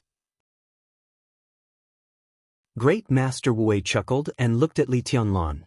You don't believe in destiny, so you don't believe that someone has changed your birth destiny for you. Li Tianlan was silent. Just a few words about the mandate of heaven and the birth destiny had already made him dizzy. He looked at Wu Wei. Although he still didn't understand what he meant, it was obvious from his face that he didn't intend to say anything more. Li Tianlan picked up the teacup and took a sip of tea. The slightly bitter and cold tea flowed down his throat and into his stomach. He suddenly said, Great Master, if I'm really doomed to die a horrible death, can what I've been asking for all my life come true? What did he ask for all his life? It was to let his grandfather and those veterans walk out of the border again. It was to let Zhuanyuantai of Kunlun stand on the top of Zhongzhou State again. It was to let the reputation of the god of war family spread throughout the dark world again. 10 years later, if he really died a horrible death, could everything he had been pursuing succeed? At this moment, Li Tianlan suddenly found that he could face the possible death calmly. But what he had been asking for all his life was what he couldn't let go of. Great Master Wu Wei hesitated for a moment and finally spoke in a concise tone. Li Tianlan laughed, and his eyes were bright without any haze. So, although I'm not reconciled to it, it's not too bad. It's worth it. The old monk took a deep look at him and didn't speak. You're so young. What's worth it? Don't talk nonsense here. Dongqing Hongguang's face darkened, and he reprimanded Li Tianlan mercilessly. His white hair was flying, his eyes were sharp, and his momentum soared in an instant. Li Tianlan didn't feel warm in his heart. Although it was the first time they met, the old master's behavior showed that he really didn't treat him as an outsider. Great Master, if Tianlan's birth destiny is really changed by someone, what will happen in 10 years? Dongqing Hongguang stopped looking at Li Tianlan and looked directly at Great Master Wu Wei. His tone was calm, but his eyes were earnest. Great Master Wu Wei shook his head. I don't have any good suggestions. There's still a long time. It depends on Benefactor Tianlan's own luck. Dongqing Hongguang's heart sank. Although he didn't hear any pessimism from the old monk's mouth, There was no optimism either. Dongsheng Hongguang was a little worried about gains and losses. He didn't give up and asked, "Is there really no solution? Return to the mountains and forests and don't care about the world." Great Master Wei turned the Buddha beads in his hand and said calmly. Dongsheng Hongguang gave a wry smile and glanced at Li Tianlan. Sure enough, he didn't change his expression, as if he hadn't heard it. There was no difference between having such a method and not having it. "I'm leaving." Great Master Wei suddenly stood up, looked at Dongsheng Hongguang, and said with a smile, "You and I are destined to meet in this life. If you don't mind, how about giving me a ride?" Li Tianlan, who was about to get up and see the old monk off when he heard that the old monk was going to leave, stopped and sat back on the sofa. It was obvious that the old monk wanted to talk to Dongsheng Hongguang alone. Dongsheng Hongguang was a little hesitant, not about whether to see him off, but about whether to let the old monk go down the mountain. Great Master Wei was elusive. This time, the Dongsheng clan could invite him up the mountain because of a cause and effect many years ago. For the Dongsheng clan, it was a great favor. But such a favor was exchanged for such a result from the old monk. Dongsheng Hongguang was really depressed. He stood up with a wry smile and walked out of the small reception room with the old monk. When they were about to step out of the reception room, Great Master Wei in front of them suddenly turned around, looked at Li Tianlan, and said with a smile, "I'd like to give you a piece of advice. I'm afraid there will be a disaster in the near future. You should be careful and prudent." Li Tianlan was stunned, nodded, and said sincerely, "Thank you, Great Master." Great Master Wei smiled and turned to leave. When he walked out of the gate of the villa, Dongsheng Hongguang, who was unwilling, hesitated a little and finally said, "Great Master, is it a good thing or a bad thing that Tianlan's? Well, his birth destiny has been changed?" Walking in the courtyard on the top of the mountain in the deep night, Great Master Wei glanced at Dongsheng Hongguang with a smile and said softly, "His birth destiny has just been formed. Now it seems that it's not much better. Destiny is not static, but there is a general trajectory. Changing one's birth destiny is probably the difference between 10 deaths and 9 deaths. It's not easy to change one's destiny against heaven and earth and fight for life with heaven and earth." Then, Dongsheng Hongguang's face was gloomy. "Don't be too pessimistic. Now it's a narrow escape. Who knows what will happen in 10 years? Great Master Wei chuckled and said, "Donor Dongsheng, I'll give you a word of advice. Let nature take its course and don't force it. As for Donor Tianlan, after he graduates from the Sky Academy, he can come to Mount Qingyun in Lin and be my neighbor. It's good for him." Lin was the capital of Jiangxia province. Mount Qingyun was located on the bank of the West Lake. It was an excellent place with good feng shui. Dongsheng Hongguang nodded and said helplessly, "I can see that the boy is stubborn. Great Master, what if he doesn't go? His birth destiny has been formed, and his destiny has been determined. How can it be up to him?" Great Master Wei smiled casually and reached for the car door, intending to go down the mountain. Dongsheng Hongguang's heart skipped a beat and he suddenly asked, "Great Master, who changed Tianlan's birth destiny?" Great Master Wei paused and turned to look at Dongsheng Hongguang with deep eyes. He got into the car. When the door was about to close, a faint voice rang in Dongsheng Hongguang's ears. "I changed it. Thank you for 5447229 big yuanbao reward." Chapter 69. When Dongsheng Hongguang walked back to the small reception room, he was obviously a little absent-minded. Li Tianlan was a little surprised, but he couldn't say anything. The hand on the clock was about to point to 5 o'clock in the morning. Looking at Dongsheng Hongguang sitting on the sofa and meditating, Li Tianlan stood up and tentatively said, "Old Master, if there's no other arrangement." He didn't finish his words, and he couldn't finish them. How could he go on? In the whole Dongsheng clan, he was familiar with no one except Thunder God. Now he faced the old master of the Dongsheng clan alone. What should he say? Go back to Huading without any arrangement? It was too impolite.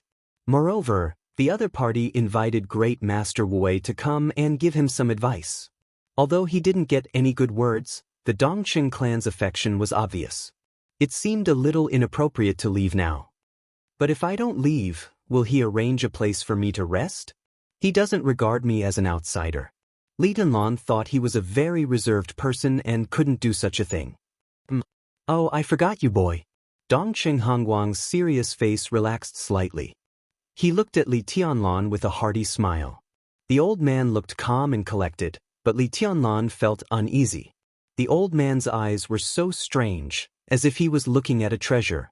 That kind of soft and surprised look appeared on an old man, and Li Tianlan instinctively got goosebumps. Come with me. Dongqing Hongguang patted Li Tianlan on the shoulder and went straight upstairs. Li Tianlan wasn't sure if the villa had an underground space, but the ground level was 4 stories high. Such a large luxury villa naturally had an elevator. Dongqing Hongguang took Li Tianlan into the elevator and went all the way up. Metaphysics is metaphysics. It exists, but it doesn't represent everything. I'm old, and the older I get, the more I believe in fate. But at the same time, I also believe in the saying that man can conquer nature. In the elevator, Dongqing Hongguang suddenly opened his mouth. He looked at Li Tianlan and said flatly, "Boy, I won't fool you. Great Master Wei is arguably one of the most famous metaphysics grandmasters. What he said is a reference, even a very high reference value. With your temperament, you shouldn't be depressed by his words. But I'm afraid you'll go to the other extreme. You have a long life. Don't really think you have 10 years to live like that. It's not worth it. It's just stupid." Li Tianlan was stunned. He really didn't expect that Dongqing Hongguang would say this to him. He smiled and said calmly, "I won't be affected by a few words. No matter what happens in 10 years, I have to do what I have to do." Dongqing Hongguang's mind was in a mess. He nodded and said no more. The words that the old monk Wu Wei threw at him before he left were still echoing in his mind. Li Tianlan's birth destiny was changed by him. 20 years ago. What did this mean? At the very least, he could guarantee with the lives of his whole family that this matter had absolutely nothing to do with the Li family. Then how did Great Master Wu Wei know about Li Tianlan? And it was Li Tianlan who had not been born. Old Master Dongqing was upset for a while. When dealing with this kind of metaphysics grandmaster, the most terrible thing was that he didn't finish his words, which could make people want to hack him to death. The elevator reached the 4th floor. Dongqing Hongguang took a deep breath and walked out of the elevator. On one side of the elevator was a row of small stairs, about 1 story high, with a delicate small door at the end. "Come on," Dongqing Hongguang said and walked up the steps. Li Tianlan followed silently and watched the old man open the door. The night wind poured into the villa. A vast and boundless night appeared directly in front of Li Tianlan. Li Tianlan was stunned. Behind this door was not a secret room, but the rooftop of the villa. Dongqing Hongguang opened the door and walked out. Li Tianlan followed closely behind. The rooftop was large and clean, surrounded by white jade railings, exquisite and gorgeous. The wind was slightly strong and cold, which made people's minds suddenly clear. The light was dim as night and dawn alternated. Li Tianlan leaned on the white jade railing and looked around. Everywhere he looked, there was lush greenery, wide roads, dense forests, and vast plains. Standing there and looking, everything in his line of sight was downward. Only he was at the highest point, looking down at everything around him from the perspective of a bird's eye view. Li Tianlan was silent, but his heart was surging with emotions. "Tianlan, what do you think a man should pursue the most in his life?" Dongqing Hongguang stood beside Li Tianlan, lit a cigarette, took a big drag, and asked in a gentle tone. The corner of Li Tianlan's mouth moved. In this situation, he suddenly thought of a poem. Without hesitation, he said it. "When you reach the top, all the mountains are small." Dongqing Hongguang laughed and said heroically, "Yes, to reach the top, this is a man's life pursuit." He pointed to the mountain under his feet and said with a smile, "Tianlan, what do you think of the Dongqing clan?" Li Tianlan had nothing to say. In his heart, it was not a clan, but a mountain. The villa where Dongqing Hongguang lived was located at the top of the mountain. On the way up, there were some forks. Li Tianlan didn't think much of it at first, But standing at the top of the mountain, he found that the so-called Dongqing clan was more than just a villa under his feet. This was just the center. Around the top of the mountain, in different directions, there were villas with similar architectural styles. Li Tianlan was not sure how big the mountain was for the time being, but standing here and looking at it, the magnificent momentum was really admirable. The atmosphere of a wealthy family is well-deserved. Li Tianlan said softly, with a trace of longing in his calm tone that he didn't even realize. This was the first time he had come to the headquarters of a top wealthy family in Zhongzhou State. Everything in front of him brought him nothing but shock and desire. Dongqing Hongguang stopped smiling, but his boldness did not diminish. He said in a powerful voice, "This is my family, the Dongqing clan with hundreds of thousands of troops, the Dongqing clan with the power to lead a group, the Dongqing clan with nearly 20 large military enterprises, the Dongqing clan that can make dozens of senior military generals bow their heads, and the Dongqing clan with a market value of hundreds of billions." He patted Li Tianlan on the shoulder hard and said with a smile, "Do you want such a family?" The corner of Li Tianlan's mouth moved. Such a question was so rude that no one could be flustered. He took a deep breath and said softly, "It's a lie to say that I don't want it." Dongqing Hongguang looked at Li Tianlan with a smile on his face.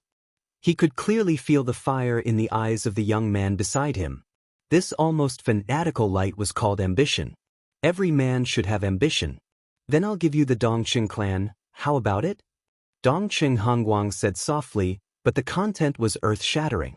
Li Tianlan's body shook violently. He looked at Dongqing Hongguang with a stunned face. "You don't want it?" Dongqing Hongguang frowned slightly. His reaction was completely unexpected. "I can't afford it," Li Tianlan said with a wry smile. At this moment he was really a little scared and even felt that there was something wrong with the old man beside him. Give the Dongqing clan to him? He couldn't think of any other possibility except that the old man was crazy. "What? Didn't your grandfather tell you?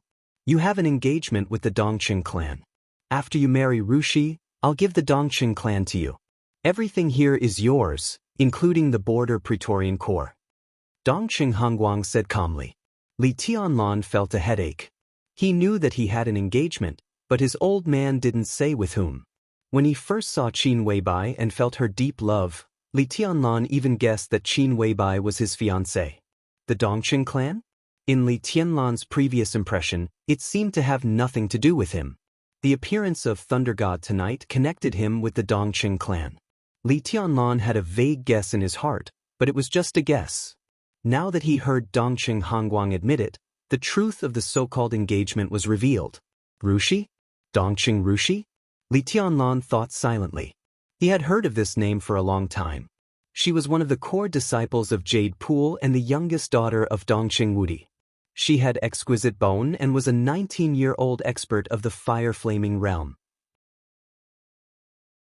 She was even one place ahead of Li Baidian in the ranking of the top 10 experts of the young generation. When Li Tianlan heard this name before, he had always regarded Dongqing Rushi as an opponent he might meet in the future.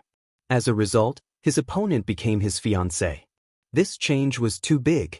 At least, Li Tianlan couldn't accept it for a while. He lit a cigarette and took a big drag. His mind was in a mess. "That's it. You still have a few days off, right? Stay in Zhongyuan for 2 days. I'll inform some old friends later. You and Rushi get engaged first and exchange rings or something. Isn't that popular among you young people now? I understand. You can get married after graduation." Dongqing Hongguang said quickly without waiting for Li Tianlan to react. He seemed to think of something happy and laughed strangely. His eyes were almost invisible because of the laughter. "Well, sorry, old master. I can't be engaged to Miss Dongqing, let alone marry her." Li Tianlan suddenly interrupted Dongqing Hongguang in a calm and indifferent tone. Dongqing Hongguang's laughter stopped abruptly. "You won't marry her?" He seemed to be in disbelief and asked subconsciously. "I won't marry her." Li Tianlan's tone was firm. Dongqing Hongguang stared at Li Tianlan, and his face suddenly became gloomy. He said coldly, "You are engaged. My granddaughter is talented and beautiful. In terms of appearance, temperament, and talent in martial arts, Among her peers, only the little demon girl of the Wang family of Beihai can compare with Rushi. You won't marry such a good match? Who do you want to marry? Why don't you marry her? If you dare not marry her, I'll have someone kill you, you little bastard. Li Tianlan touched his nose and smiled bitterly. Dongqing Hongguang's words were not polite at all, but he just didn't dislike it. He shook his head and said sincerely, "Old master, I have a girlfriend, and I will marry her." Dongqing Hongguang, who didn't understand the situation for the time being, was stunned and said casually, "Just break up. Don't talk so much nonsense. I tell you, you must marry Rushi. There is no room for negotiation." Li Tianlan said without hesitation. His words were light and breezy, but resolute and decisive. Dongqing Hongguang's carefully trimmed beard curled up. He was flustered and exasperated, staring at Li Tianlan with disappointment. "Damn it, my beautiful and pure genius granddaughter will marry you, and the whole Dongqing clan will be the dowry. How dare you say no?" He breathed heavily. At this moment, he really wanted to kill the little bastard. "Even if you can't, you have to." The old man clenched the white jade railing in front of him and said, gnashing his teeth. Li Tianlan didn't know whether to laugh or cry. He threw away the cigarette but in his hand, lit another one, and handed one to Dongqing Hongguang. He said helplessly, "Old master, to tell you the truth, I have a little potential. If there is no accident, there will be no problem for me to enter the invincible realm. I don't belittle myself. In terms of value, I still have some. But the Dongqing clan is, after all, a family with a heavenly son. It is not worthwhile to take out the whole family as the dowry for a son-in-law who may become an invincible realm expert in the future, right?" Dongqing Hongguang was stunned. Heavenly son? What heavenly son? Before he had time to ask, Li Tianlan continued, "And my identity is sensitive. This secret can't be hidden forever. Once others know that I'm from the Li family, I'm afraid the Dongqing clan will also face pressure. The Prince Group, Kunlun City, and even the Wang family of Beihai will probably be eager to attack me. My identity is now a big quagmire. Once it is exposed, it is easy to involve the people around me. On the contrary, the Dongqing clan is already so large. Even if I enter the invincible realm, I will not be of much help to the Dongqing clan. This kind of engagement is immature. Not only can I not help you, but I will also drag you down. Oh master, why do you insist? What nonsense is this?" Dongqing Hongguang frowned and repeated the old tune. He was so persistent that it made people cry. "You have an engagement with my granddaughter, so you must get married. The Dongqing clan at least needs its face, and it can't do something like putting the whole clan on the line just to win you over. The Dongqing clan will be you and Rushi in the future. It has nothing to do with winning you over. This is an engagement, understand? The Dongqing clan keeps its promise. We repay kindness with kindness. This has nothing to do with your background or your potential." These words were said with confidence, but Li Tianlan instinctively chose not to believe it. He silently smoked and whispered to himself, "Repay kindness with kindness, repay kindness with kindness. Old master, what do you think of my father's treason?"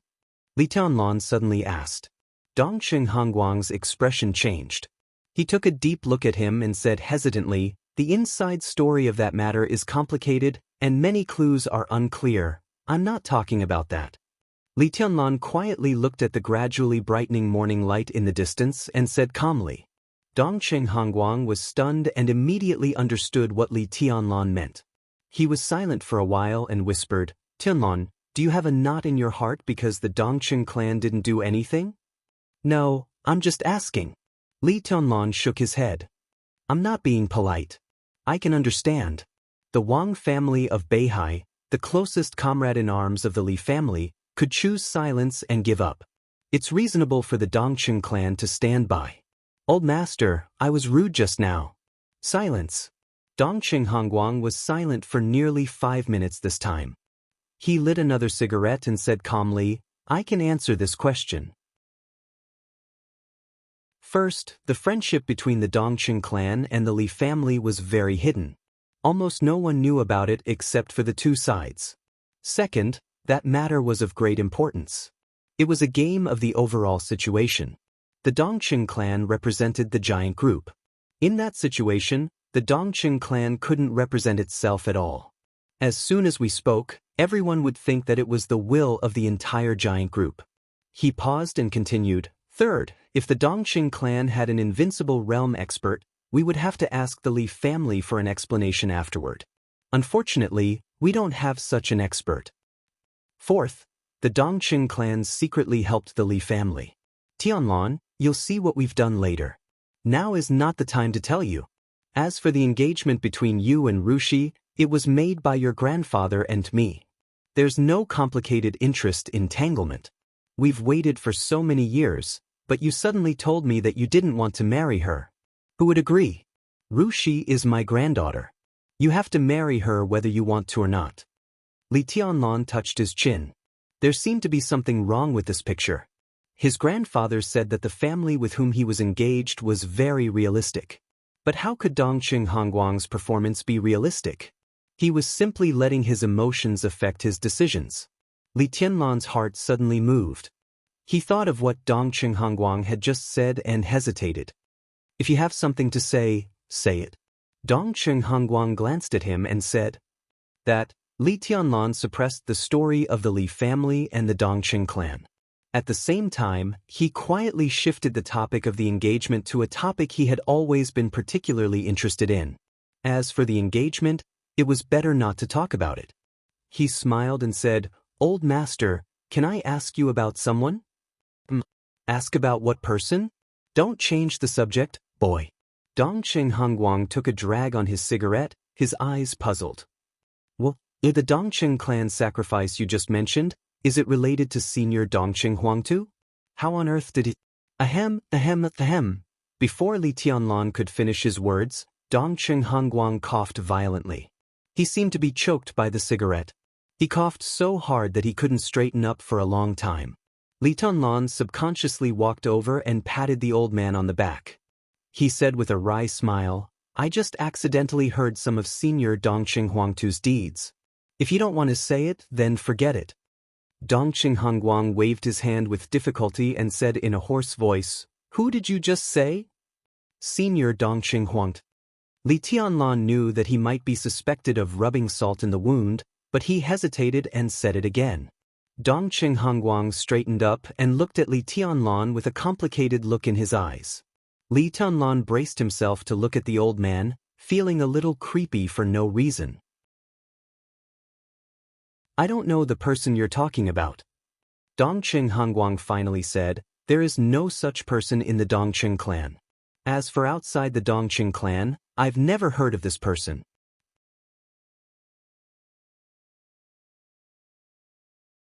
Chapter 70. Since coming to the Dongqing clan, Li Tianlan had encountered more accidents than accidents. He was a little confused about Great Master Wu Wei's claim that he changed his fate.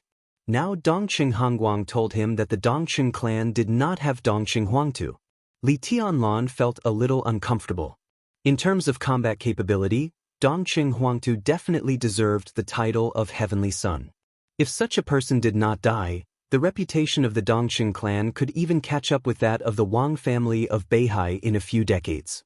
But such a Heavenly Son died of siege and betrayal, which was definitely the most painful scar of the Dongqing clan.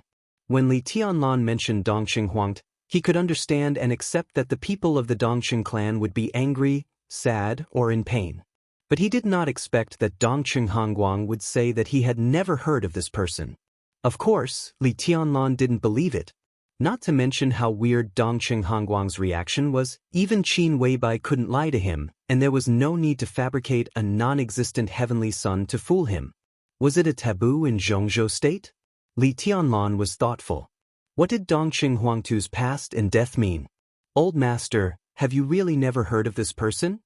Li Tianlan did not give up and asked again. In the beginning, wanting to know more about Dongqing Huangtu was just one of his interests. But now, his curiosity was aroused. What on earth did he do back then? Even his own family members claimed that he did not exist. It was simply incredible. No. Dongqing Hongguang's voice was hoarse, and his eyes were blank and confused. In an angle that Li Tianlan could not see, he chuckled and said calmly, "Timon, where did you hear this name? What else do you know about this person?" "From a friend, Senior Huangtu was besieged and died." Snap. Before Li Tianlan finished speaking, Dongqing Hongguang's hand suddenly tightened on the white jade railing. The jade railing was broken into powder in his palm. The powder slid down his palm, fluttered, and was blown away by the wind. Dongqing Hongguang was expressionless and pale. Li Tianlan shut up subconsciously. With the old master's reaction, it was obviously not appropriate to talk about Dongqing Huangtu. But this dead heavenly son had taken root in his heart and gave birth to countless possibilities. "Anything else?" Dongqing Hongguang suddenly asked. Li Tianlan glanced at him and shook his head. He suddenly thought, since Dongqing Huangtu was besieged and died because of betrayal, then who was it that besieged him? Who had betrayed him? Were these the enemies of the Dongqing clan or his own? Would the Dongqing clan have the same enemy as him? If the answer was yes, then Li Tianlan seemed to have found a way to take advantage of Dongqing Rushi even if he didn't marry her. In his sight, a black Mercedes-Benz slowly drove along the mountain road into the courtyard and stopped in front of the main entrance of the villa. When the car door opened, Dongqing Wudi and Thunder God, who had left at the foot of the mountain a few hours ago, got off. A very beautiful woman got off with them. Li Tianlan was stunned. Was this Dongqing Rushi? It didn't look like it. The woman looked to be about 25 or 26 years old. She was plump and beautiful, and her eyes were gentle. She wore a pair of exquisite gold-rimmed glasses, and a faint smile hung at the corner of her mouth. Her every move revealed a kind of steadiness and calmness. Dongqing Rushi, who was 19 years old this year, could be called a girl, but the one in front of him was a beautiful young woman. "Let's go down for dinner." Dongqing Hongguang glanced down and said in a low voice. It seemed that his mood was also affected by the mention of Dongqing Huangtu. Li Tianlan felt a little apologetic and followed Dongqing Hongguang downstairs in silence. Almost at the same time when they walked out of the elevator, Dongqing Wudi and the other two also walked into the villa. Seeing his father and Li Tianlan, Dongqing Wudi was stunned. Then he quickly walked over and whispered, "Dad." Thunder God didn't follow. The beautiful young woman that Li Tianlan had just met smiled and called him Grandpa. She glanced at Li Tianlan and nodded with a smile. Her smile was warm and elegant. It was a kind of pure gentleness that only women had, like a clear spring, sweet and irresistible. Li Tianlan's heart sank. Was it really Dongqing Rushi? There was something wrong with her attitude. Beside him, Dongqing Hongguang was in a low mood, but he didn't forget to introduce her. He said calmly, "Timon, this is my granddaughter, Dongqing Xianxia. You can call her sister from now on. She works in Huading now. If you need anything in the future, you can ask her." "Hello, Sister Xianxia." Li Tianlan felt a little relieved and took the initiative to extend his hand with a smile. As far as he knew, although Dongqing Hongguang was still in charge of the Dongqing clan, the old master was only in charge of the general direction. In fact, the patriarch of the Dongqing clan had become Dongqing Wudi. This top family that dominated Zhongyan was also prosperous, but Dongqing Wudi only had 2 daughters. The one in front of him was undoubtedly the elder daughter, and the younger one was Dongqing Rushi. Although Dongqing Xianxia looked young, she should be close to 30 or even in her early 30s. Was it because Dongqing Wudi had no son that the old master gave the Dongqing clan to his son-in-law as a dowry? It seemed better to give it to someone from other branches than to outsiders, right? Working in Huading? Li Tianlan was a little curious. He didn't know what Dongqing Xianxia was doing in Huading. "Hello, Tianlan. Let's exchange contact information later. You can call me at any time if you need anything. I'm not far from your campus." Dongqing Xianxia smiled and reached out her small hand to shake Li Tianlan's. She was a gentle and elegant woman who spoke softly and was very comfortable to get along with. Li Tianlan nodded with a smile. "Where's Rushi?" Dongqing Hongguang suddenly asked. "Why didn't she come for dinner?" The smile in his eyes flashed away. He chuckled and said, "Why? Is the girl shy?" Li Tianlan's body slightly stiffened. He didn't know how he felt about his fiancée, whom he had never met. Dongqing Wudi was also a little embarrassed. The dignified god of massacre of Zhongzhou state dodged the old master's eyes and whispered, "Rushi just returned to Yuzhou." What happened? Dongqing Rushi was a little confused. Didn't they agree? Why did she suddenly go back? Yesterday, his precious granddaughter said that she wanted to meet her fiancé. As a result, the fiancé came, but she left. What was going on?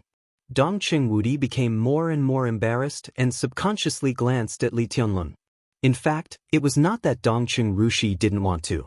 Dongqing Wudi was very clear about the engagement between the two families. His daughter might be a little confused and nervous, but she didn't resist much. She even acquiesced. At least she didn't object to them getting along with each other for a while. He could only blame himself for being so excited that he accidentally mentioned Li Tianlan's girlfriend when he picked up his daughter. Then things became like this. In such a scene, his daughter was not jealous, but she must feel wronged. Dongqing Wudi's mouth moved, and his heart was in a mess. This matter might be a knot in his heart if he didn't deal with it well. There's something urgent in Yuzhou, so I have to go back. She said that she would go to Huading to find Tianlan after a while. Dongqing Wudi gave a half-true and half-false explanation. In fact, Dongqing Rushi also said that she didn't want to get engaged too early. She hoped that she and Li Tianlan would get married after graduation. However, Dongqing Wudi didn't dare to say that. If he did, he might face the anger of the old master. Not only the old master, but Dongqing Wudi himself also couldn't wait for the marriage of the two children. Forget it. Let's eat first. Dongqing Hongguang was even more confused. He didn't ask more and walked to the dining room. The breakfast was depressed and silent. Li Tianlan sat down next to Thunder God and only cared about eating and drinking. Dongqing Hongguang was absent-minded. After eating a bowl of porridge, he didn't eat much. When Li Tianlan put down the bowl and chopsticks, he also got up and said calmly, "Qiuqi, take Tianlan to rest. Let him stay with Rushi. I'll call Rushi later to ask about the situation." Dongqing Qiuqi smiled gently, looked at Li Tianlan and said, "Follow me." Li Tianlan said goodbye to Dongqing Hongguang, his son, and Thunder God in turn, and then walked out of the villa. Dongqing Qiuqi waited quietly outside. When she saw Li Tianlan come out, she smiled and looked him up and down with a strange look in her eyes. She didn't say anything. Li Tianlan's heart ached badly. Did this woman think of him as a gigolo who coveted the power of the Dongqing clan? The corner of his mouth moved. When he was about to speak, Dongqing Qiuqi, who was gentle to the bones, chuckled and said, "Tianlan, treat my sister better in the future, okay? Otherwise, I'll deal with you. You're in Huading, so it's very easy for me to deal with you." "Big sister, I haven't even seen your sister. Isn't it too early to say this?" Li Tianlan complained in his heart and said casually, "What does Sister Qiuqi do in Huading?" "The mayor of Wudong New District." Dongqing Qiuqi smiled and said, "Even your Sky Academy is also within the scope of Wudong New District. Although we can't control it, we can still exert influence." "The mayor of Wudong New District." Li Tianlan looked at Dongqing Qiuqi, who was smiling gently in front of him. He couldn't connect this position with her. In Huading, Wudong New District could be said to be the most important district. The mayor was usually a member of the standing committee, who was a senior official at the level of deputy governor. Moreover, it was a very high position. In this case, Dongqing Qiuqi, the second in command, was only one step away from the standing committee. He wondered if she was 30 years old this year. The Dongqing clan is really full of talents. It deserves to be a family that has produced a heavenly son. Li Tianlan sighed softly, but he was carefully observing Dongqing Qiuqi's expression out of the corner of his eye. Dongqing Hongguang refused to reveal anything, but Dongqing Qiuqi should know something, right? Dongqing Huangtu was her uncle? Heavenly son? What heavenly son? Dongqing Qiuqi was stunned and asked curiously, "Isn't His Highness Dongqing Huangtu a heavenly son?" Li Tianlan asked seriously. He knew he shouldn't ask this question, but he didn't know why he always instinctively wanted to know more about this person. Dongqing Qiuqi's face was blank. It was a real blank, not a superficial emotion hidden behind sadness, anger, and pain. She looked at Li Tianlan and asked curiously, "Who is Dongqing Huangtu?" When Li Tianlan walked out of the villa, Dongqing Hongguang also called Dongqing Wudi and Thunder God into his study. In the study, the old master finally stopped hiding his feelings, and his expression became gloomy. Dongqing Wudi coughed. Looking at his father's face, he didn't dare to speak, but just gave Thunder God a wink. Thunder God twitched slightly and looked at Dongqing Wudi.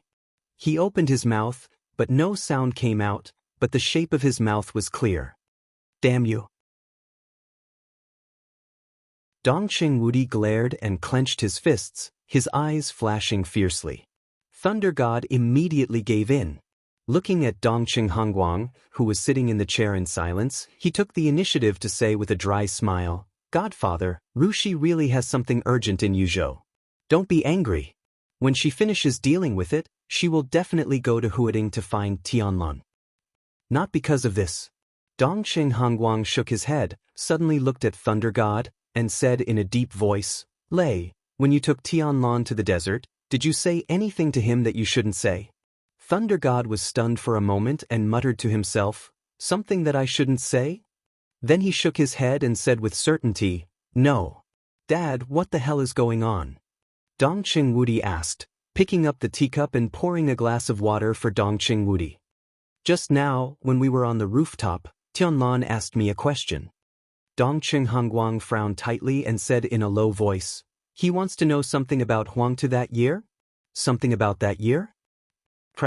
Dongqing Wudi's hand shook, and the teacup in his hand fell directly to the floor and broke into pieces. How is this possible? The expression of this marshal of Zhongzhou state, who could always be calm in the face of anything, changed dramatically, and he subconsciously raised his voice. How did he know about Huangtu? Dongqing Hongguang glanced at him and said nothing. "Aren't you curious about what that kid meant by that year?" Thunder God suddenly said, "What does he know?" "He said that Huangtu was besieged that year. How on earth did he know this name? There's something wrong with this kid." Dongqing Hongguang whispered, and his face was gloomy, making it impossible to tell what he was thinking. "It's not him who's wrong, it's Qin Weibai, and it can only be her." Dongqing Wudi suddenly said, "Qin Weibai?" Dongqing Hongguang froze for a moment, and then said, "Is it the one from Samsara?" "That's Tianlan's girlfriend.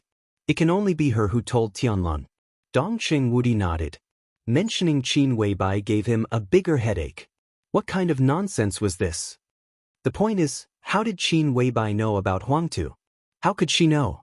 Thunder God sounded confused. At present, it can only be her who knows. It can't be Tianlan himself, can it? Dongqing Wudi asked in reply.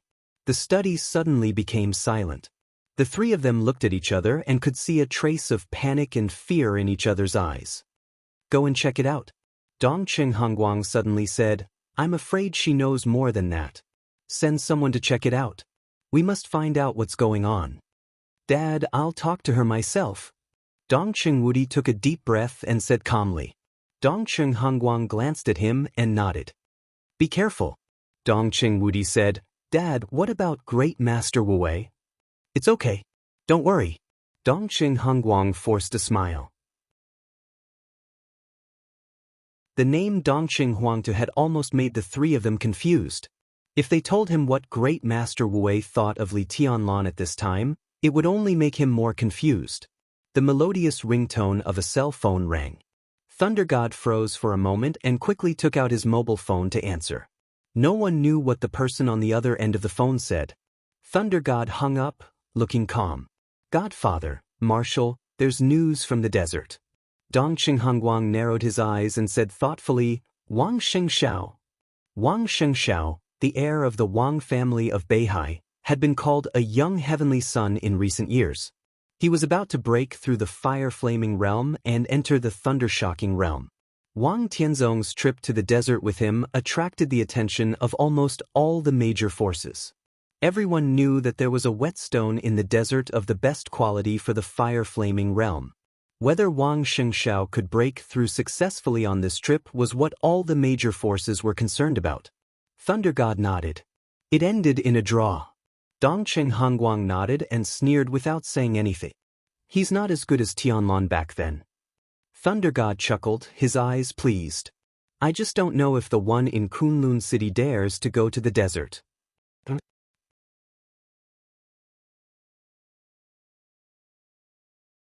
Chapter 71. When the morning sun rose and the darkness receded, a fierce battle that lasted nearly 5 hours came to an end. Light and darkness alternated. In the battlefield that spanned thousands of meters, the sharp sword intent and the violent fighting intent had yet to dissipate completely. Yellow sand was everywhere in sight, rising and falling with the strong wind. A large area of fire and the yellow sand almost merged into one, burning continuously. The long night had just passed. The temperature in the desert should be the coldest, but the blazing heat spread to every corner of the battlefield, making people breathless. This was the Dead Sea of Zhongzhou State, located in the south of Beijiang Province. It was the largest desert in the territory of tens of millions of square kilometers in Zhongzhou State. The Dead Sea Desert was famous for 3 things: the relic, the poplar, and the prison. Many people knew that in the depths of the Dead Sea, there was the most mysterious and heavily guarded prison in Zhongzhou State. There were even rumors among the people, but few people knew the specific location of the prison. The prison was codenamed Impasse, and it lived up to its name. For the prisoners here, it was an impasse.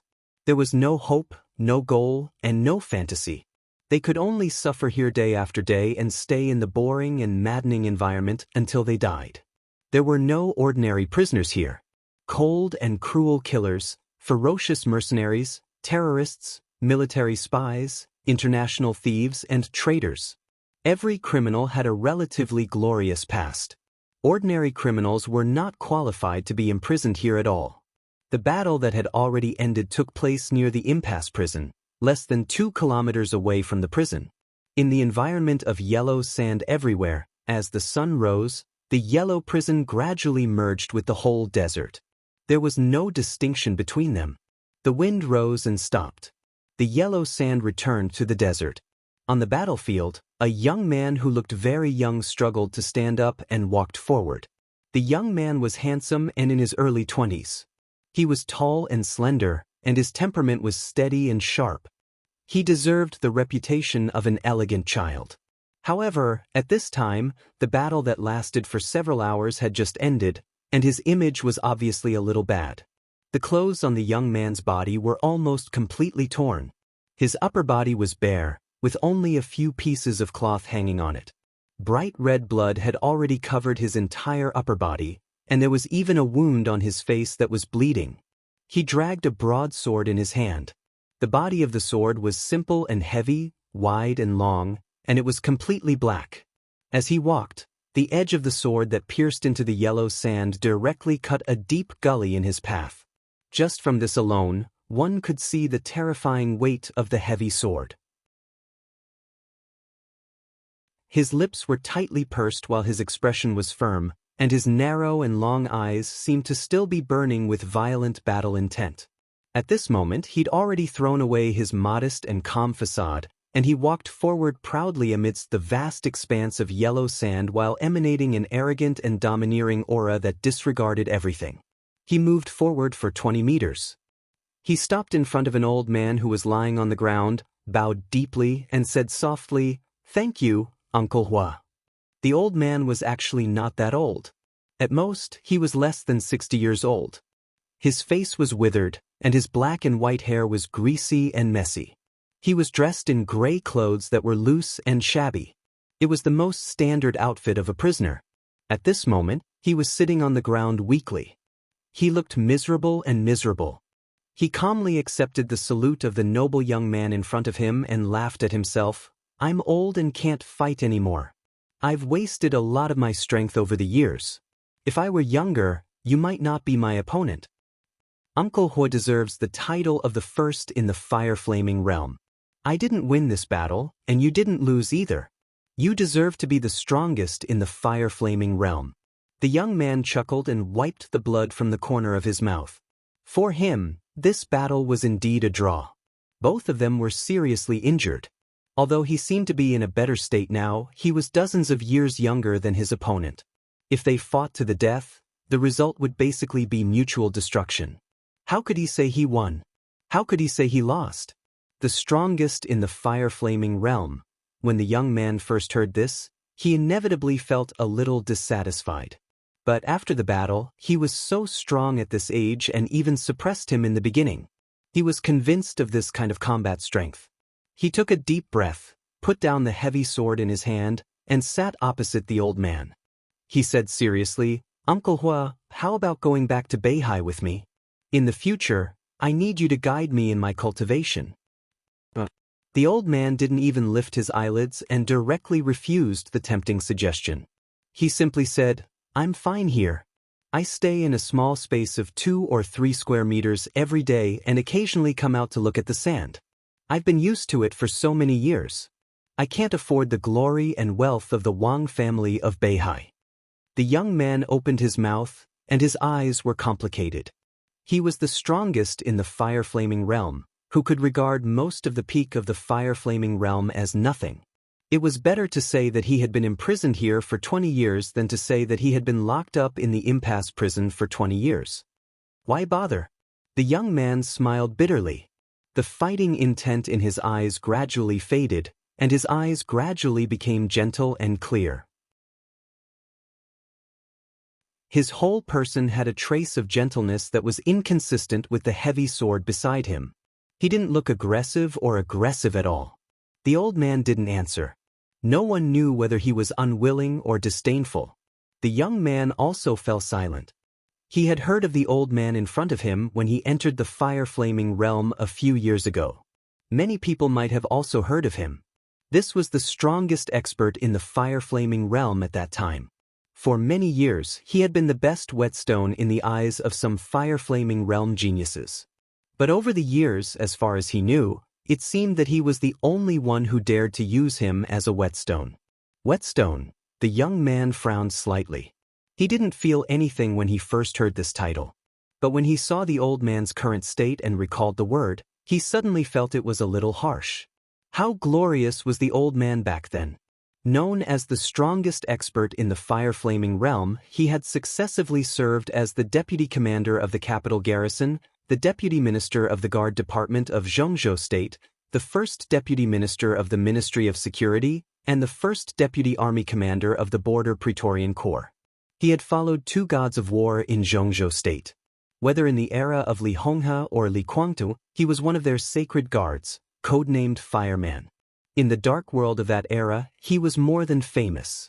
But now, he was locked up in the most mysterious prison in Zhongzhou State. Every day, he holed up in a small space of only a few square meters. He couldn't even stretch his arms and legs. Used to it? How could he get used to it? The young man sighed softly. When the war god family collapsed, the role played by his family could not be regarded as despicable, but it was not related to the bright and mighty. Fireman's inner obsession and knot were hard to solve, so it was reasonable that he did not want to return to the Wang family of Beihai. "Let's go."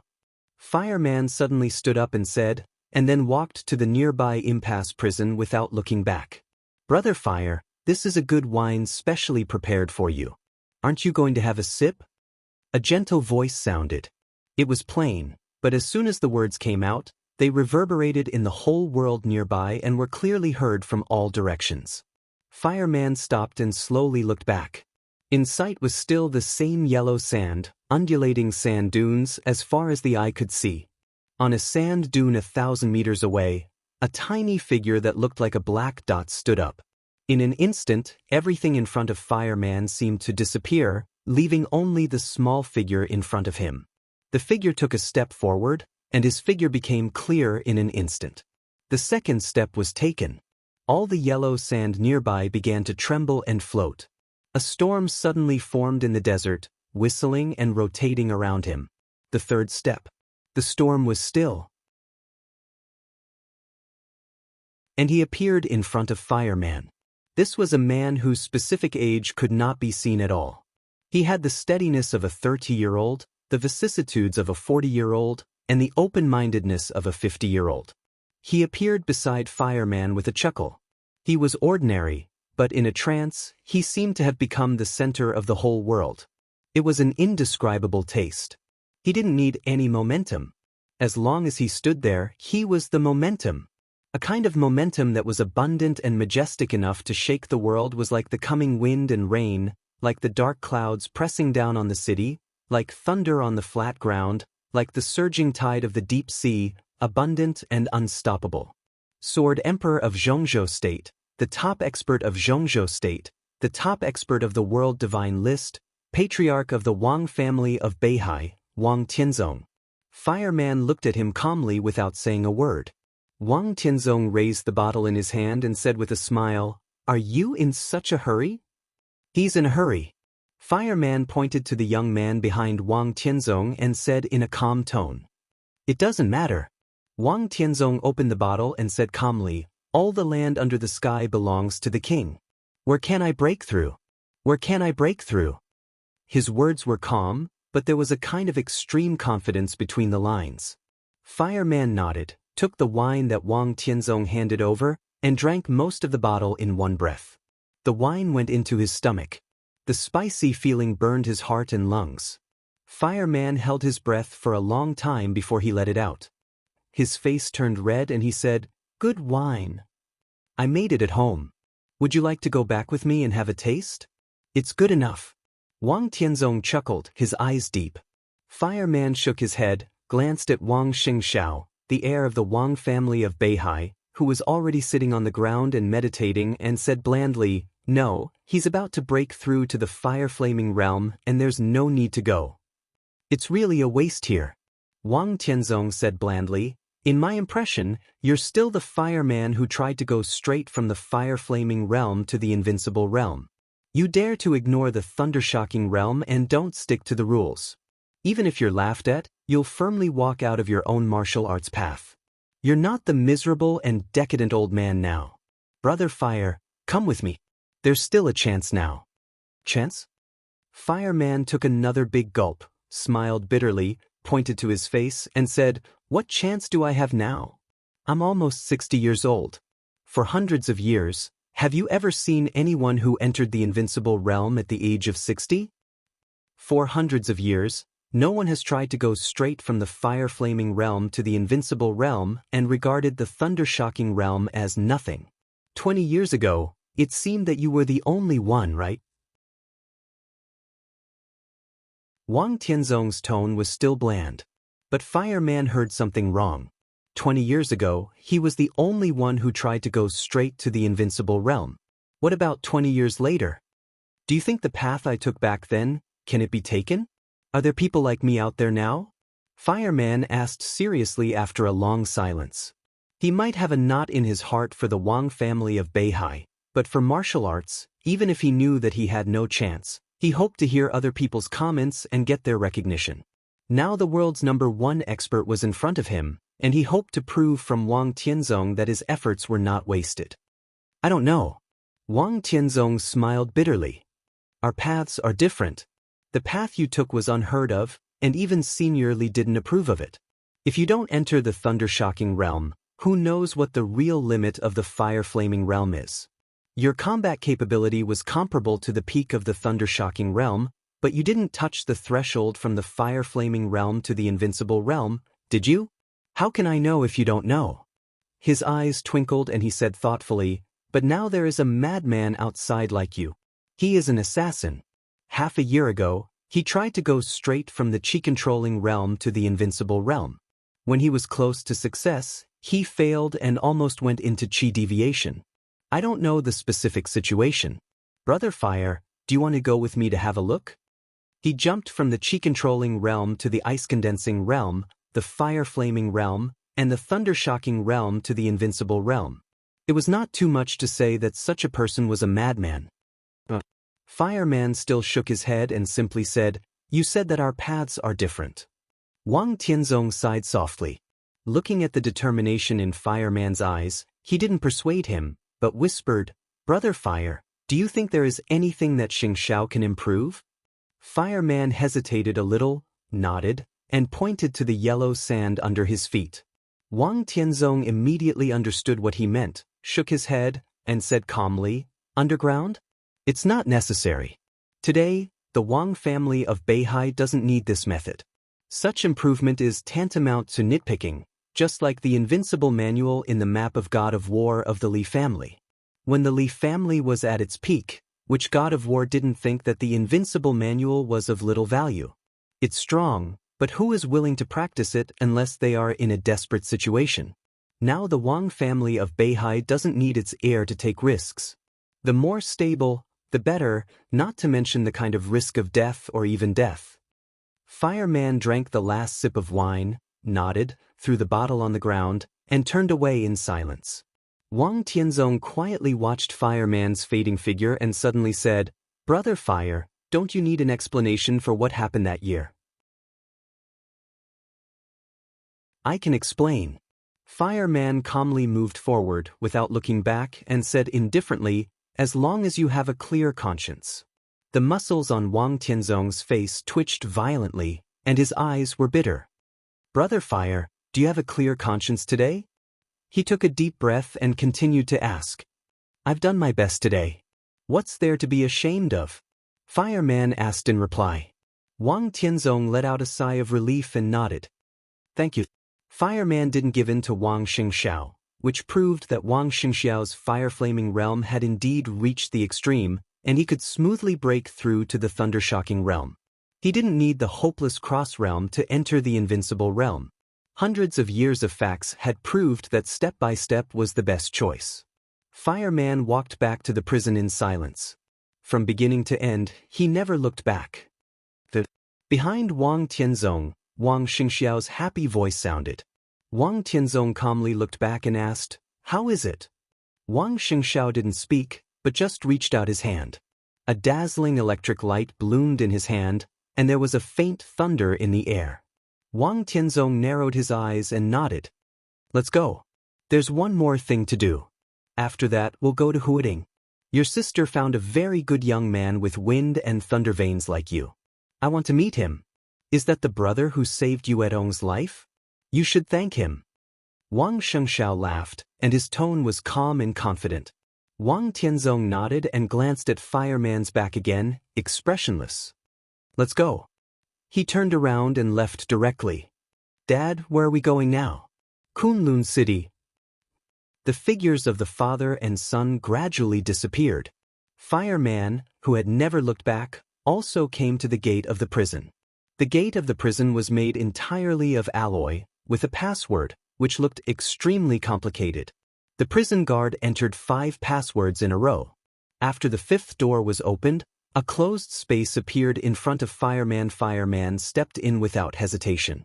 The space in the closed prison was narrow, and one road after another appeared in front of Fireman. It was a dazzling maze just by looking at the exit. "Turn left." Fireman walked slowly. There was blood flowing down the corner of his mouth, and he reached out to wipe it away. He lowered his head and walked forward with his mouth tightly closed, and his eyes were cold. Outside the prison, he told Wang Tianzong the truth. He had a clear conscience in this battle. But what Wang Tianzong didn't know was that as early as 2 years ago, the strongest fire-flaming realm expert in his heart had been injured in another fierce battle, and the injury had not yet healed. At that time, his opponent was a youth who was only 17 years old, a youth who was worthy of him putting his life on the line and everything he had to test. That battle also took place outside the maze. There was also only one bystander. The two fought fiercely for nearly 16 hours. Fireman was as steady as Mount Tai, but the boy broke through the fire-flaming realm and entered the thunder-shocking realm uncontrollably at the last minute. The boy won that battle. But fire-flaming realm against fire-flaming realm. The boy lost. For those who practiced the invincible manual, the outcome was so obvious and so cruel. On that day, Fireman clearly remembered that he stood in front of him, with his hands open and a bright smile. Fire and lightning kept rushing out of his body, burning and blooming. His realm retreated from the thunder-shocking realm to the fire-flaming realm, the ice-condensing realm, and the chi-controlling realm. In the large light and shadow, his smile was bright and firm, but he said lightly, "It's just starting over." In that brilliant and lonely light and shadow, The strongest young heavenly sunfire man had seen so far destroyed his martial arts and started over. It's just starting over. Fireman wiped the blood from the corner of his mouth, and his eyes were warm. Thank you for the monthly votes of a game of spring and autumn.